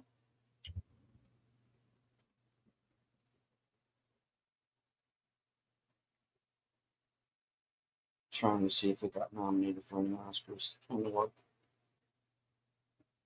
Huh. Don't look like it. All right, moving on. All right, filming locations. Well, we handled that. All right, on to the trivia. There are 350 items on IMDb. How many hours do you have? No, we're not going to do all of them, but I'll read through a few here. All right, the Vesper that James Bond orders at Casino Royale is taken from the novel. It consists of 3 parts: gin, Gordon's was Bond's choice; 1 part vodka, Bond preferred a grain vodka be used, Absolute, and half part Kina Lillet, I guess. Oh, whatever, I'll probably. Oh, yeah, I remember this thing. I remember that. It's out of the book. Ingredients are shaken over ice until cold, served in a cocktail glass with a slice of lemon peel for garnish. In 1985, the Kina Lillet was reformulated to reduce sugar and quinine, the Kina in the name. Kina Lillet. Okay. And rebranded just as Lillet. Addition of red and rosé versions of the and a bunch of French shit have caused the original to be known as Lillet Blanc. Moving on. Okay. This is the first. Do not move on. I am moving on. I cannot be tied down. I do want to try this drink, actually. I have no idea what Kina Lillet is, but it sounds expensive. Yeah, it does. Gin, vodka, and Kina. Oh, jeez, dude, this is hardcore. That's like you have 2 of them and you're done. Oof. This is the first Eon Productions film to feature ally Renee Mathis. Mathis appeared in the original Ian Fleming novel, but not in the movie From Russia with Love. And variations of this character's name have appeared in Climax Season 1, Episode 3, Casino Royale's Valerie Mathis. Okay. And Casino Royale's Inspector Mathis, Renee Mathis, returned in Quantum of Solace. Which may as well, because after all, it is a sequel. All right, moving on. Second official Eon Productions James Bond movie to feature a casino in the Bahamas. The first was Thunderball. First James Bond movie in the Eon Productions series not to have a major pre-credit action stunt sequence since The Man with the Golden Gun. It didn't have... Really? That sequence is... Oh, gosh, okay. Now, he's talking about shooting the 2 guys. Oh, that's not okay. like a major. It's not like a major stunt sequence. It's he kills the guy in the bathroom, and I understand what you're saying now. Yeah, it more introduces the gun sequence in the intro. I was like, isn't that a whole opening stunt sequence? But I understand what you're saying. I get you. And of course, in The Man with the Golden Gun is very simply Christopher Lee capping off Mark Lawrence's character from Goldfinger. The first official James Bond movie to start without the famous gun barrel introduction, which is shown just before the opening titles. It's also distinctly different style to any previous movie. It is rendered in black and white, and blood falls in fast rivulets. The rifling of the barrel is markedly changed. Bond is dressed more casually, not in a tuxedo nor suit and tie. Uh, and for the first time in the franchise, the viewer has seen the person Bond shoots. Additionally, this is the first gun barrel sequence without some variation of the James Bond theme, as it is accompanied by the opening bars of the theme song "You Know My Name," sung by Chris Cornell. A more traditional gun barrel was included in Quantum of Solace. It is not shown until right before the closing credits. I forgot Chris Cornell sang on this. I thought that was pretty cool. I was like, wow, they got a really modern guy. Yeah. I mean, like, but didn't Tina Turner or Madonna or somebody also do one? So, I mean, Yes. they were kind of doing that the whole time. But they Yeah, both, Tina- they both of those have done Bond songs. Yeah. They both did. Okay. Now I'm curious your thoughts on this, either of you, since you brought it up. Now, do you think they made it different because it's a new Bond and they wanted to make the beginning different? Or do you think they made it different because they are almost playing this as like Bond is trying to end his career for a good portion of this? He's like, this could be my way out. So I'm wondering if they made it different, more casual Bond. You see the guys killing. It's like, oh, are we kind of trying to fake you out? Like this is the end of the Bond series? Or I don't know if you guys have even thought of that. But when you said that, I was like, oh, I wonder. Because I noticed that too. And I was like, when I saw it initially, I'm like, oh, they're new Bond. They're making it different, you know? Yeah. Because even though I knew, like, I can't remember his name right now, Remington Steele. But when he came in, he was kind of the new guy. But they quickly, I thought, went to this guy, Daniel Craig here. Yeah. This was what Bond 17? And what is there this sixth Bond? Fifth Bond? This was Daniel Craig's first one. Oh, I'm just saying it's Bond's however many movies James Bond has made, but then we had, you know, Sean Connery and Lazenby, and we had Daniel Craig, we had God, I can't remember them all now. I just remember Brosnan, Dalton, Pierce and Roger Moore. Yeah. Right, yeah, that's it. Yeah. So 6, so yeah. And whoever they cast in the Amazon produced films. Oh. Well, I mean, we have a director so far. I guess we can talk about this. It's out there. Denis Villeneuve is going to direct the next Bond film, and it's going to be the first under the auspices of Amazon. Now that Amazon owns MGM. Okay. God, And I hope it won't. I hope it won't go well. What makes me want to give it a chance is the fact that he is such a fan of Bond and knows the films and knows the books. He knows the source material? So that's a welcome change, you know. And then another guy. And another guy who really knows the source material too, whose name has been bandied about directing a Bond film, of course, is Christopher Nolan. Oh, well, yeah. So I'd like to see him do one at some point, like a legit Bond film. Can you imagine that? There's way more gritty. Oof. There is, you can find this on YouTube. There is actually a clip of Denis Villeneuve and Christopher Nolan talking about the Bond films.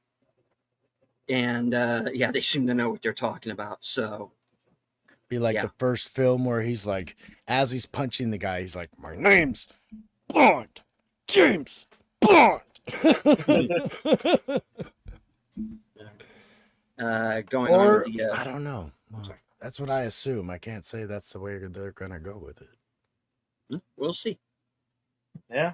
All right. On the trivia, this is only the second time that M's house has been shown in an official Eon Productions movie. The first was on Her Majesty's Secret Service, and the unofficial Casino Royale all showed M's house. And I think they do again in eventually in Skyfall. Well, and that kind of makes sense because I think he shows up at her house one time. Can't recall if it's this movie or not, but she's like, "You don't come here," and he's like, "I've already been in your email." You know, I mean, he's like, you act like I don't know this house. Just because you've never invited me, kind of thing. But I get it because she's, and British people much more professional-esque when it comes to that. Business is business and home is home, and they try not to intermingle with that. And especially with this being super high security, that all makes sense to me. Like, why would you tell anybody where you lived? And hello to Curtis Selby. Now, one thing that I'm glad that they changed was when they got to, I think it was supposed to be, Spectre. Oh, that was very different from what I heard. The one that comes before No Time to Die, whichever one that was. Spectre's the one I always forget the name of. They wanted... They were originally going to write it where M, who at that point is Ray Fiennes, Mallory, they were going to have him be the traitor originally. And Ooh. Ray Fiennes said, like, "Well, fuck no, you're not going to have M be the turncoat. I won't do it." Basically, I'm glad he stuck to his guns on that and made him change it. So I thought that was cool. That is cool. Yeah, I'm going to move on here. Daniel Craig's role in Layer Cake clinched the role of James Bond for him over other competing rival actors. DVD and video rentals of the movie went up after the announcement Daniel Craig would be the new James Bond. The Layer Cake end of movie Bond-esque line has Craig say, "My name? If you knew that, you'd have to be as clever as me." Because they call him Mr. X in the movie and they never find out what his real name is. Evoking the famous catchphrase, "The name is Bond, James Bond." Okay. Le Chiffre is the first leading Bond villain in the Eon production series to have two readily apparent physical dysfunctions.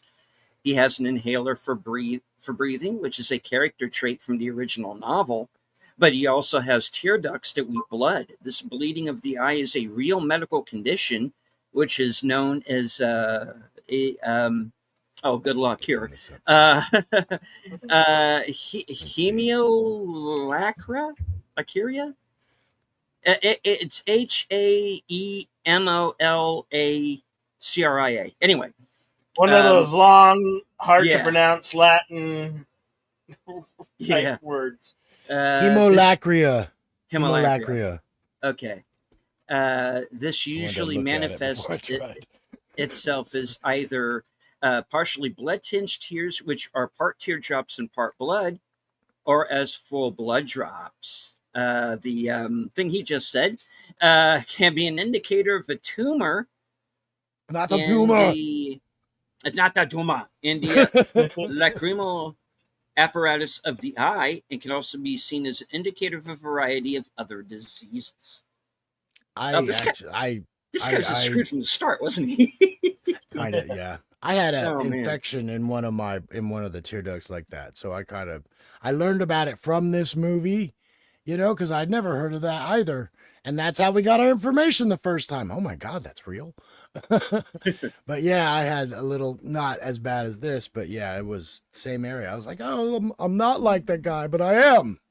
And thus begins my career as an evil villain. And of course, these days they would be like, "What? Oh, just because he has a disability, he's evil." No kidding. Give me a break. You don't even know the guy's story. Jeez, God. You're so unaccepting. A James Bond origin story like this had been touted to be the first James Bond movie after Sir Roger Moore retired. First draft screenplay was written where James Bond was a young man in the Royal Navy. However, producer Albert R. Broccoli rejected the concept, believing at the time that the audience wasn't really interested in a young James Bond. Say what? That was old school Hollywood talking. Sorry. Yeah. Lucif is a French word which translates into English as the number. Other translations in other languages include die Nummer in Germany, the number Herr Ziffer, Mr. Numeral, in Romanian, something I can't pronounce that translates to broken eye. Brocknai. You know, Brocknai. Broken eye. You know. Da-da-da. Bum, ba-dum, bum, bum. Bum, ba-dum, bum, bum, bum. This is the first James Bond movie since Dr. No, where there was no nude dancing females during the opening title sequence. Yeah, what the hell? Yeah. What the hell, movie? Collective boo. Boo! I know. No, I did not agree to that. What? Yeah. I did not agree to that. I mean, that's a signature thing. The dancing silhouette naked women at the beginning is always classic. Not in so in this one. Didn't Tina, now that we're saying the silhouette, didn't Tina Turner actually, didn't they use her silhouette in the beginning of her? I think they did. I mean, why wouldn't you, right? Yeah. I mean, even white boys got to shout, baby got back. Okay. I thought they used her silhouette. Sorry. I think they did. I'm getting sidetracked. Mhm. Boobs. This is the fifth Eon Productions James Bond movie not to mention the movie's name in a song during the opening title sequence. The others being Dr. No, From Russia with Love, On Her Majesty's Secret Service, and Octopussy. Note that the lyrics From Russia with Love are not heard during the opening titles of that movie, as the instrumental, not vocal version of the song is heard. First significant animated opening title sequence in a James Bond movie since the 1960s. That had to always be a conscious thing, because I would think working a title in would be fairly easy. All right. And since we did bring this up during the commentary, Sony managed to promote some of its products in this movie. Really? Yep. Didn't notice. Didn't notice that at all. No. The notebook that Daniel Craig used is a Vio FG series notebook. Vesper Lynd's hand phone was a Sony Ericsson M600i model. Bond uses the K800i model. Jeffrey Wright and Eva Green also used a CyberShot T50 digital camera containing a touchscreen manipulation feature. This is also the first movie to feature the new Sony high-definition format. You can clearly see a Blu-ray recorder is in the surveillance video room that Bond infiltrates. The free-running or parkour sequence was inspired by an edited-out rooftop chase sequence on from On Her Majesty's Secret Service. Quantum of Solace contains a real rooftop chase sequence. As such, now both the movies reference On Her Majesty's Secret Service. Okay. The first Bond movie to be based on a full-length Ian Fleming novel since Moonraker. Till 2019, it remains the last James Bond movie based directly on an Ian Fleming novel. Ian Fleming celebrated the completion of the Casino Royale's novel's first draft by purchasing a gold-plated typewriter. Former James Bond actor Pierce Brosnan reportedly bought the typewriter a few years ago for $52,000. Wow, that's an expensive typewriter. Well, gold. Gold-plated. God, remember how much word processors were back in the day? Yeah.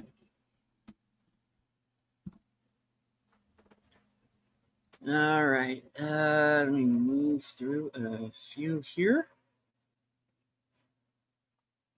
The first Eon Productions James Bond movie to feature the Columbia Pictures logo. The Columbia Pictures produced the James Bond spoof Casino Royale and was attempting to make a second adaptation of the novel before it bought MGM. The most BAFTA nominations ever received by a James Bond movie, totaling 9. The previous record had been 2 each for GoldenEye and The Spy Who Loved Me. The 9 nominations were for Best British Film, Adapted Screenplay, Actor in a Leading Role, music, cinematography, editing, production design, sound, and visual effects, winning only for sound. The first Eon Productions James Bond film to mark many firsts. The first to have a major black and white sequence. The first not to feature Miss Moneypenny, because this time around she doesn't show up until Skyfall. And she starts out as an agent. Yeah. Nor the gun barrel walk, and first to have the gun barrel sequence start after the opening sequence.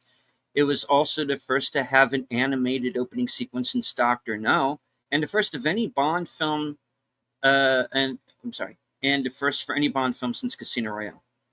Okay, wow, just said that twice. All right. First Eon Productions James Bond movie not to feature Q, because he doesn't show up until Skyfall either. Yeah. Since Live and Let, not to feature Q, since Live and Let Die. The first Bond movie to feature a Casino Royale casino building since the unofficial Never Say Never Again. The first to have a noticeably different opening gun barrel sequence. The graphic of the gun barrel view are markedly different. And the first Eon Productions Bond film to be released in a year ending in 6. The black and white opening of this movie was an idea of director of photography Phil Mayhew, who conceived it so as to give a surprise to viewers, as well as a nod to the spy who came in from the cold and reflections in the golden eye. I thought there was something wrong with my picture at the beginning. I didn't remember that it opened up in black and white. Yep. Do not adjust your television sets. Like, we have what's control. wrong with my picture? And by the way, for those of you who have not heard of Reflections in a Golden Eye, just think of the last 15 minutes of American Beauty dragged out for 2 hours. Wow. I'm not kidding. That's awesome. The opening sequence required 6,000 feet or 1 hour and 6 minutes worth at 24 frames per second of Eastman Double X 5222 black and white negative film. At the time of its release, this movie is the only film in the official series to have a significant sequence filmed in black and white. However, some of the shots of James Bond in the gun barrel sequences in the early movies were in black and white. Also, Climax, 1954, Season 1, Episode 3, Casino Royale was completely in black and white. And also had an American Bond. Yeah, Jimmy Bond. Get out of here. All right. Name's Jonathan Bond. Jonathan Bond. Jonathan Bond. This was the highest grossing Bond film until Skyfall surpassed it. Now, Skyfall was the third one with Craig, right? That wasn't the next one, because it's Casino Royale was Quantum of Solace, the second one, and then Skyfall, then the one with the black agent, the black girl introduction. I think that's the next one. Let's see, Skyfall. Which one the Spectre comes after Skyfall, right? That's the one I always forget. Okay. I even said it earlier. That's the one I always forget. Yeah. Okay. Spectre, and then the one I was mentioning. Yeah. So Casino Royale, Quantum, Skyfall, Spectre, and No Time to Die. Okay. I always thought he did 6. I guess he only did 5. Okay. Because now I'm thinking I'm forgetting one. Yeah. All right. Let me read off a few more of these real quick here. Like I said, there are 350 of them. 350 bits of trivia here. They're on IMDb Pro. Oh, that's right. That's right. Okay. The questions. During 2004, Quentin Tarantino had suggested making a version of Casino Royale with Pierce Brosnan. Reportedly, Tarantino and Brosnan spoke publicly about this proposed project. When Brosnan was not publicly about this, spoke publicly about this proposed project. What the fuck? Hold on. Reportedly, Tarantino and Brosnan spoke publicly about this proposed project. When Brosnan was not rehired as Bond, Tarantino very publicly berated the producers and refused to have anything more to do with the project, even though he was never attached to the movie at any time. Director cameo, Martin Campbell. It's like, I told you guys I was doing this. God. Is there a sign on my yard that says dead script storage?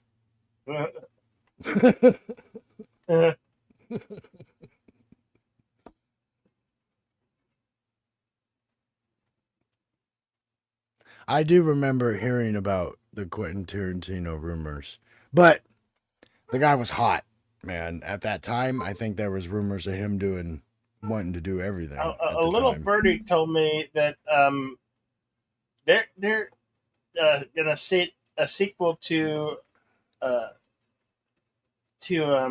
Once Upon a Time in Hollywood.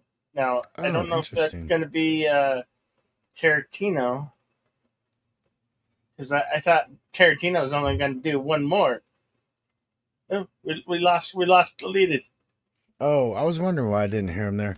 The Once Upon a Time titles confuse me so much. Yeah.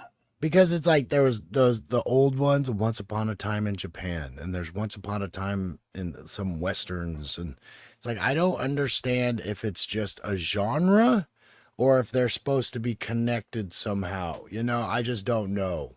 Okay, he's back. Go ahead and let yourself in there. Deleted.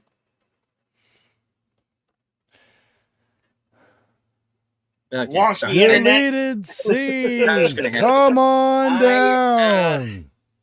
Hold on. You're the next co-host. Wonky internet. It's okay. I'm having a bit of a power issue here. I had to plug the machine back in. Hold on. Okay, here. All right. I'll read a few more off here. Martin Campbell, who is the director of this movie as well as GoldenEye, Pierce Brosnan's first movie. He has a cameo in this movie, and he was the tanker truck driver who gets killed by the terrorist at the airport. Oh, okay. Mm-hmm. Oh, that makes sense now. For this one. All right. GoldenEye was the one with Halle Berry. Is that the one I'm thinking of? Is that the right one? No. Halle. No, the ice. No, that was The World Is Not Enough, I think, right? Oh, something like that. Yeah, that's right. That's right. Yep. I get them all confused. Mm-hmm. We haven't done that one yet. We're going to be doing that one eventually. We're going to get to it.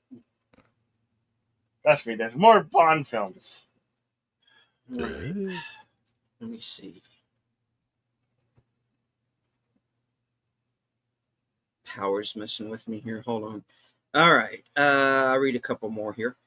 Okay. Ian Fleming is said to have based the character of the chief on English occultist Aleister Crowley. Oh. Mr. Crowley. What's going on in your head? That's the same Crowley, right? I'm pretty sure. I don't know. A promotional leaflet used to promote this movie in Japan headlined the 7 Rules to Receive 00 Status. The MI6 fan site has it translated as, number 1, you don't fear death and won't give in to torture. 2, you have Olympic... 2, you have Olympic-level shooting skills. 3, even if you double-cross your own parents, you'll never double-cross the organization. 4, orphan. You have knowledge that would surprise even a scholar and a sense of humor that would make even a bad girl grin. Fuck yeah.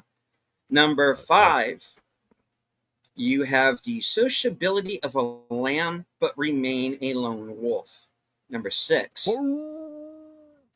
you have the highest level of experience with alcohol, gambling, cars, and food. Yeah, baby, professional lush. And number 7, you can fall in love, but you can never love. Oh. You All can right. fall. That's a weird. This should be you can fall in lust but can never love. How can you fall in love but not love? If you fell in love, then you're love. That's Japanese. Let go. All right. I'm going to kind of cut it off there. Is that Like I said, what it was there's like translated from? 100 more. So Ah, 199. Thank you, Deleted Connie. Bill. yay. Thank you, Connie. Thank you, Connie. All right. Hello, So everyone. that is. You can find the rest on IMDb. You can also swing by, take a look at my page there, because believe it or not, I do have a couple of credits. So go over and check my IMDb page out. Mm. All right. Well, that concludes Bond month. Stay tuned for Action Theater. Kaiju July, starting next month with God on Thursday, the 3rd, Godzilla -1 minus color. That will be right here on this Outlawville channel and Deleted Scenes channel. Have you guys watched it yet? I have No, it. we're watching it Thursday. We're going to watch it Thursday, but yeah. Yeah, it's No, I mean, is that the first time you've seen it? no. in We've seen Okay, we've seen okay, that's what I'm -1. curious. We're Okay. just doing it in the -1 minus color. Yeah, I watched on it. Thursday. I watched it in black and white first. I thought it was cool. Yeah. Yeah. And we got some other kaiju movies planned for the month. We do. Should I go ahead and let the Yeah. folks know what they're going to be? Yeah. Since we do already have those up, as Bill Yeah. said. As Bill said, Thursday, Godzilla -1 minus color. Our other films are going to be on the 5th, which will be an extra dose episode. The Return of Godzilla, or as it was called in America, Godzilla 1985. Yes. Oh. The return of Raymond Burr.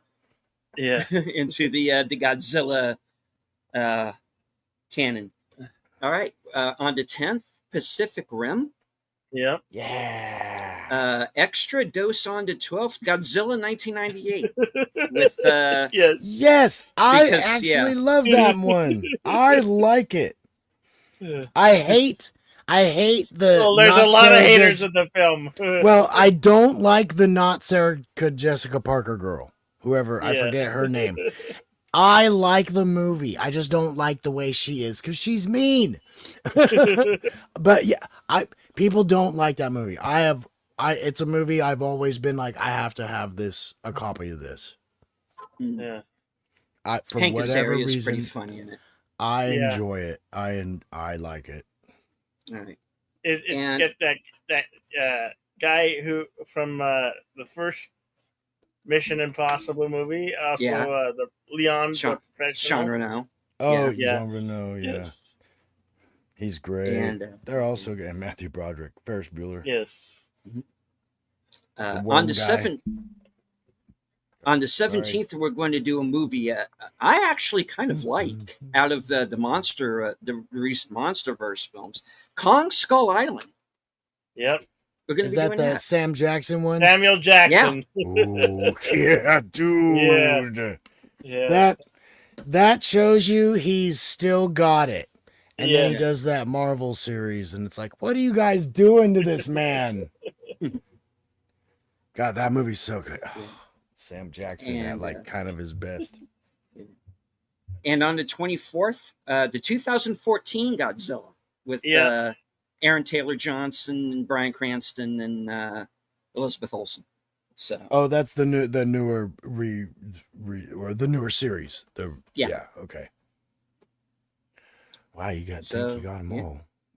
And tomorrow for Western Cinema, which is going to be at its regular time, 4 p.m.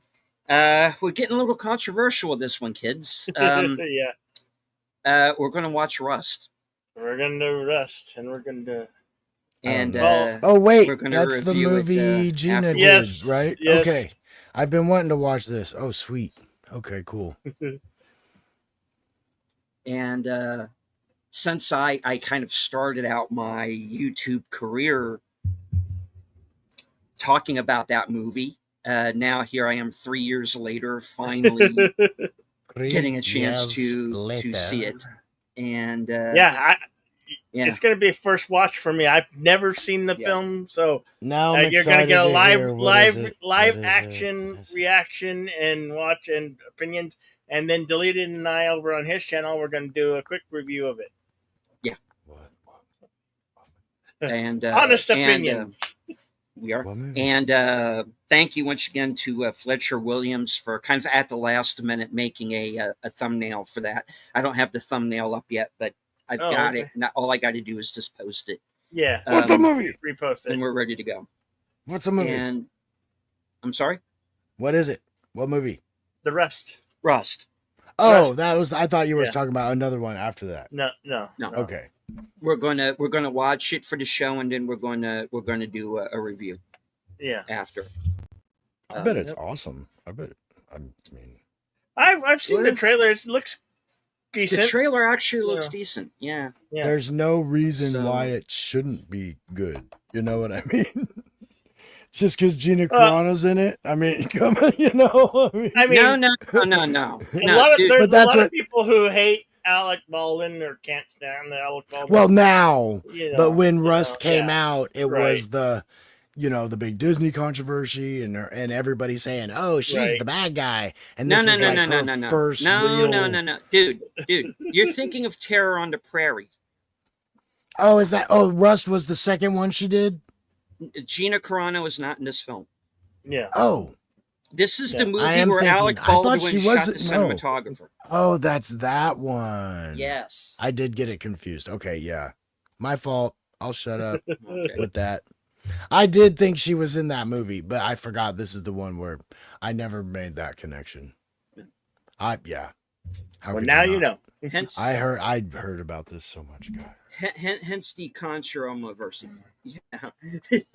And how do you guys feel?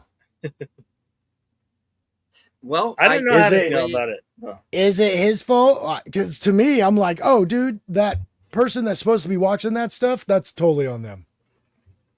I don't know if he did something he wasn't supposed to, like out of turn or whatever. But to me, those should be totally under control. Right. I'll go into this a little bit because you asked. Because I'm going to go deeper into it tomorrow. Okay, and that was my opinion without knowing the people. It's like, well, that's how I feel regardless. Okay, that, and Matt and I were talking about this on Saturday Serial, which was the show I was on when back in the day, and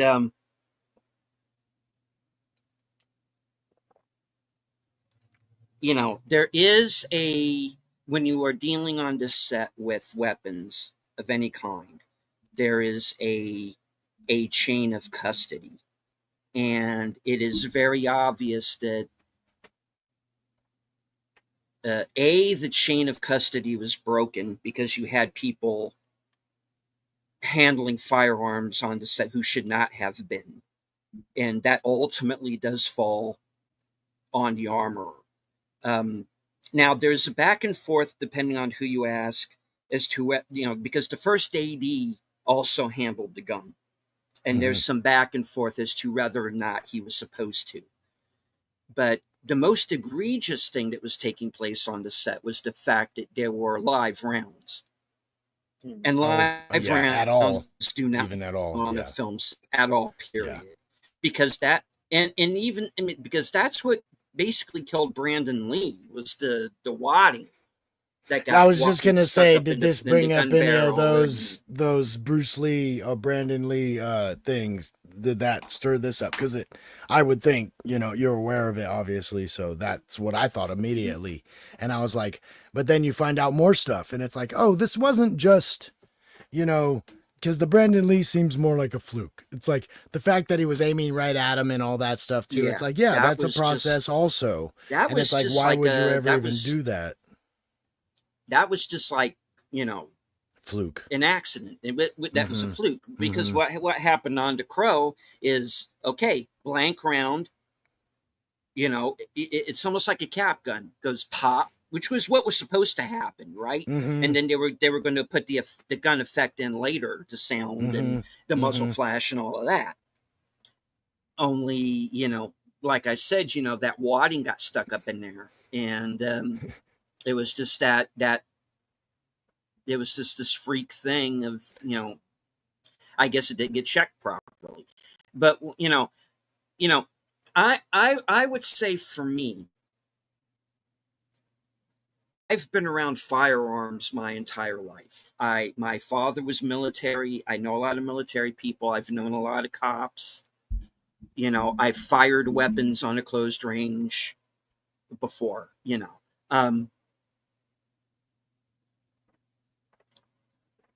My thinking would be, I would be so paranoid about it that I would make sure to check the gun myself in front of witnesses. And do I think Alec Baldwin intentionally meant to shoot the woman? No. I think he genuinely believed that there was a blank round in there. Now, but the whole BS of, oh, I didn't fire. No. You have to physically, and you can go on Brandon Something got Herrera's, pressed. you can go on to, and you can go to Brandon Herrera's YouTube channel and watch the video that he does about this, where he debunks this. Once you pull the hammer back, you have to physically pull the trigger for the weapon to fire. I've always been curious about that in films. It's So, like, can you drop a gun and it fire off when the hammer's pulled? Probably. It'd probably have to be a pretty good. To me, the Brandon Lee was more like that 1 in a million, like you were saying. Like, yeah. it's like that's the crocodile hunter jumping in with the stingrays and him getting one. Yeah. It's just, dude, they're doing what they love. Yeah, there was one step, maybe a precaution wasn't taken, but man, this is what they do for a living. You don't expect to die on a knot stunt. I mean, Yeah. So that was, but my, because I don't want you to get too in it, because you're gonna have content for the show you're doing tomorrow. How do you feel? Because it seemed like he bounced back right into TV again. Like he was on SNL almost like within a few weeks. It was like as soon as the trial or whatever that they had concerning him went out. And that was my real question. It's like, how accepting are you of having this guy come back the way he did, or at all, or because we've seen so many quote unquote mishaps with celebrity in the past few years. That was what I was curious about. Let me qualify it. Okay. Now, on the Crow, the actor who fired the weapon and basically, for all intents and purposes, killed Brandon Lee was an actor named Michael Massey. And he was so psychologically messed up over that. He did not do a movie for years, like 3 or 4 years after that. That makes sense, though. Because he felt so guilty, even though it was technically not his fault. It wasn't his job, to check he's the actor, But and I'm sure, I don't know the man, but I'm sure he probably ran that through his mind millions of times. Oh, maybe I should have checked a gun myself.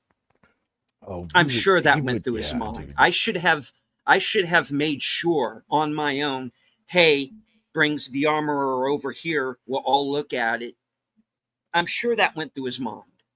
So much. Why'd I even aim right at him? Why'd I really pull that? Why didn't I fake it? Yeah. Oh, I could only imagine what he would create. He must have went through, and like I said, this was years like 3-4 years before he even did another movie. Yeah. Well, that to me seems very much like if you're in the military and it's friendly fire, and you're like, I didn't know. It's I didn't friendly fire. know. You Yeah. know, that would be that would be so hard to deal with. But Baldwin is such a narcissist. Yeah. And he made it about,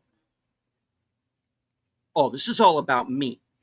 Okay, yeah. And I was like, no. His reproach after the point was wrong. If he had never done a movie like say, all right, like it's been a few years since this happened. If in that time he was like, you know what, I think I'm just gonna just back and do what Michael Massey did, and I think I'm just gonna back away from Hollywood, not be involved in anything for right now. And if it was something that it really kind of got to him on that level, I would be a little bit more forgiving. But this guy's this guy's like doing interviews with George Stephanopoulos, who's like the most softball fucking reporter that you can find. I've been on sets before. This is not, it can't be my fault. Everybody else, this should have been due. It's all on them. I'm the star. What do you want me to do?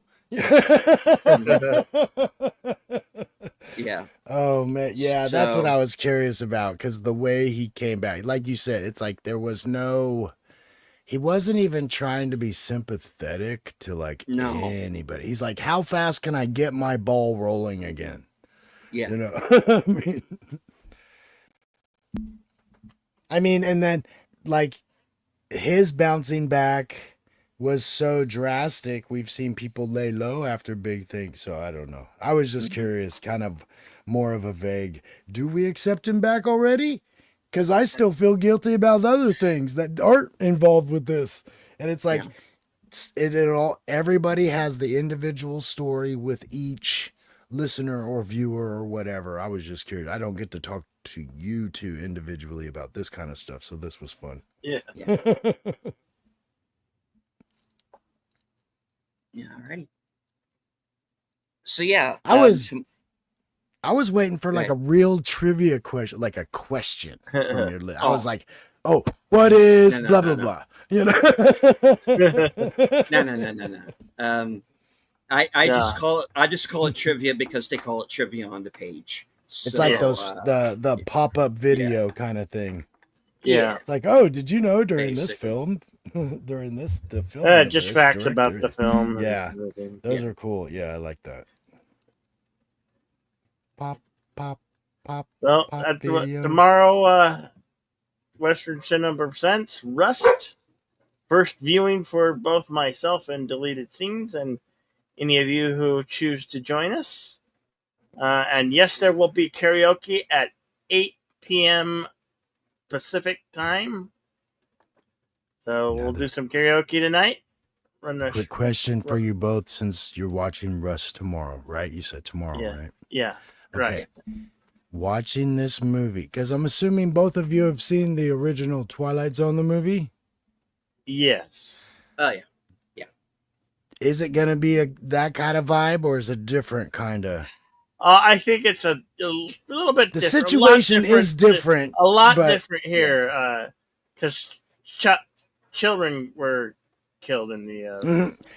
I was just curious, because it was an unplanned thing.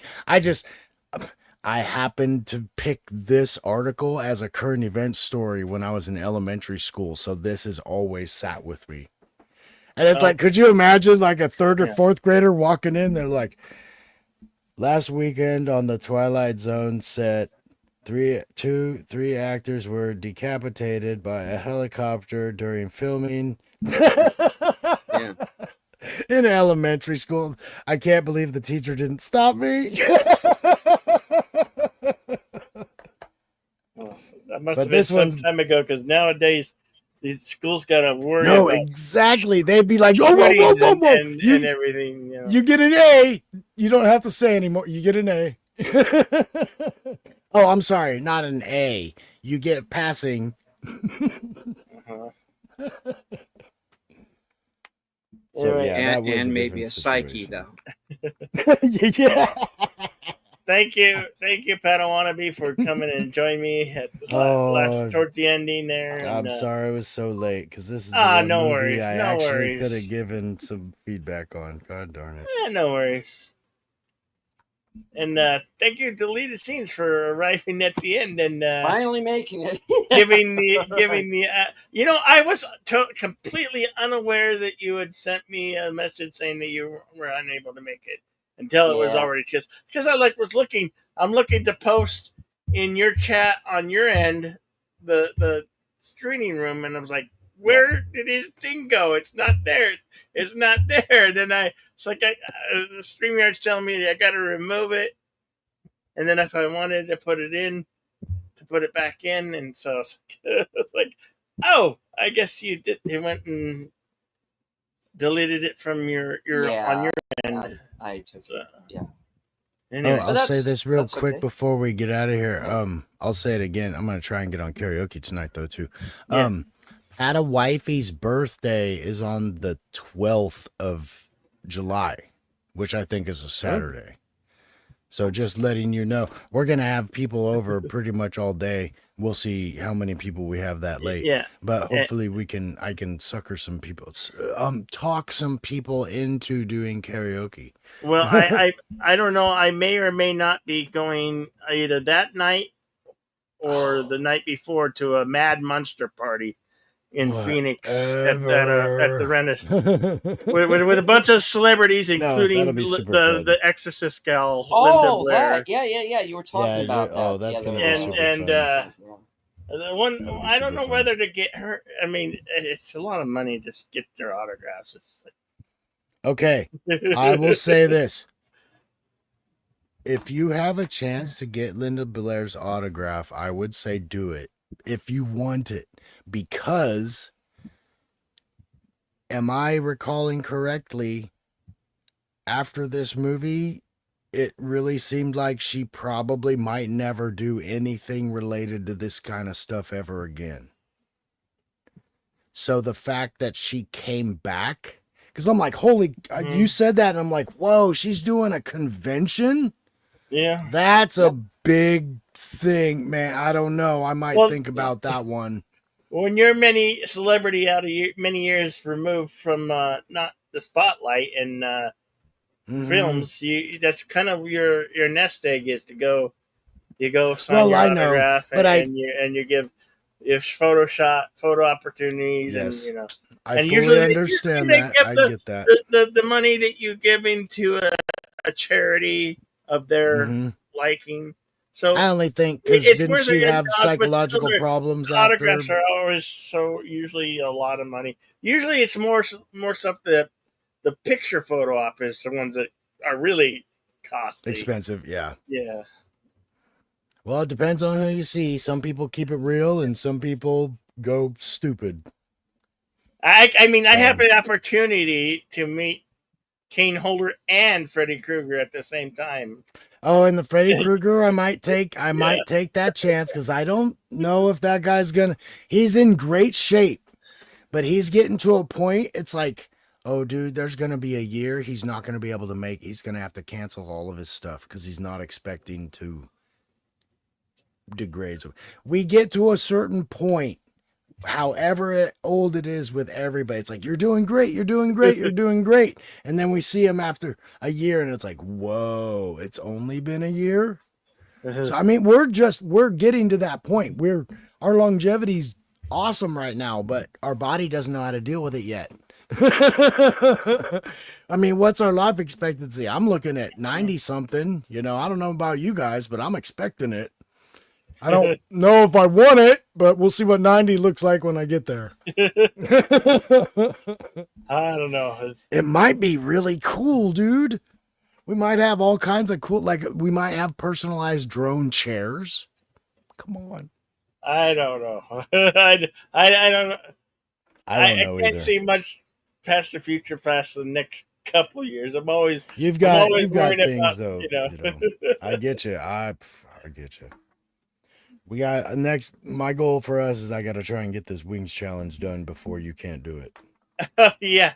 If you're still willing to do it, we got to get that thing done. I think we're going to have to talk to each other and figure out which season we want to do, because they change it so much every year. It's like, if we can go back and pick them. To be honest, I don't know what. I still don't know how we can do that, because. But I don't know if we can get this all the hot sauces or the wings.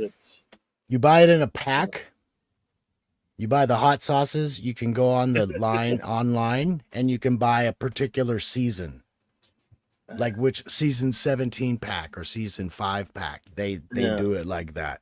So we can get the hot sauce, and then you just decide: do you want boneless wings? Do you want bone-in wings? And then you just sauce a couple, one or two, and then we go at it, baby.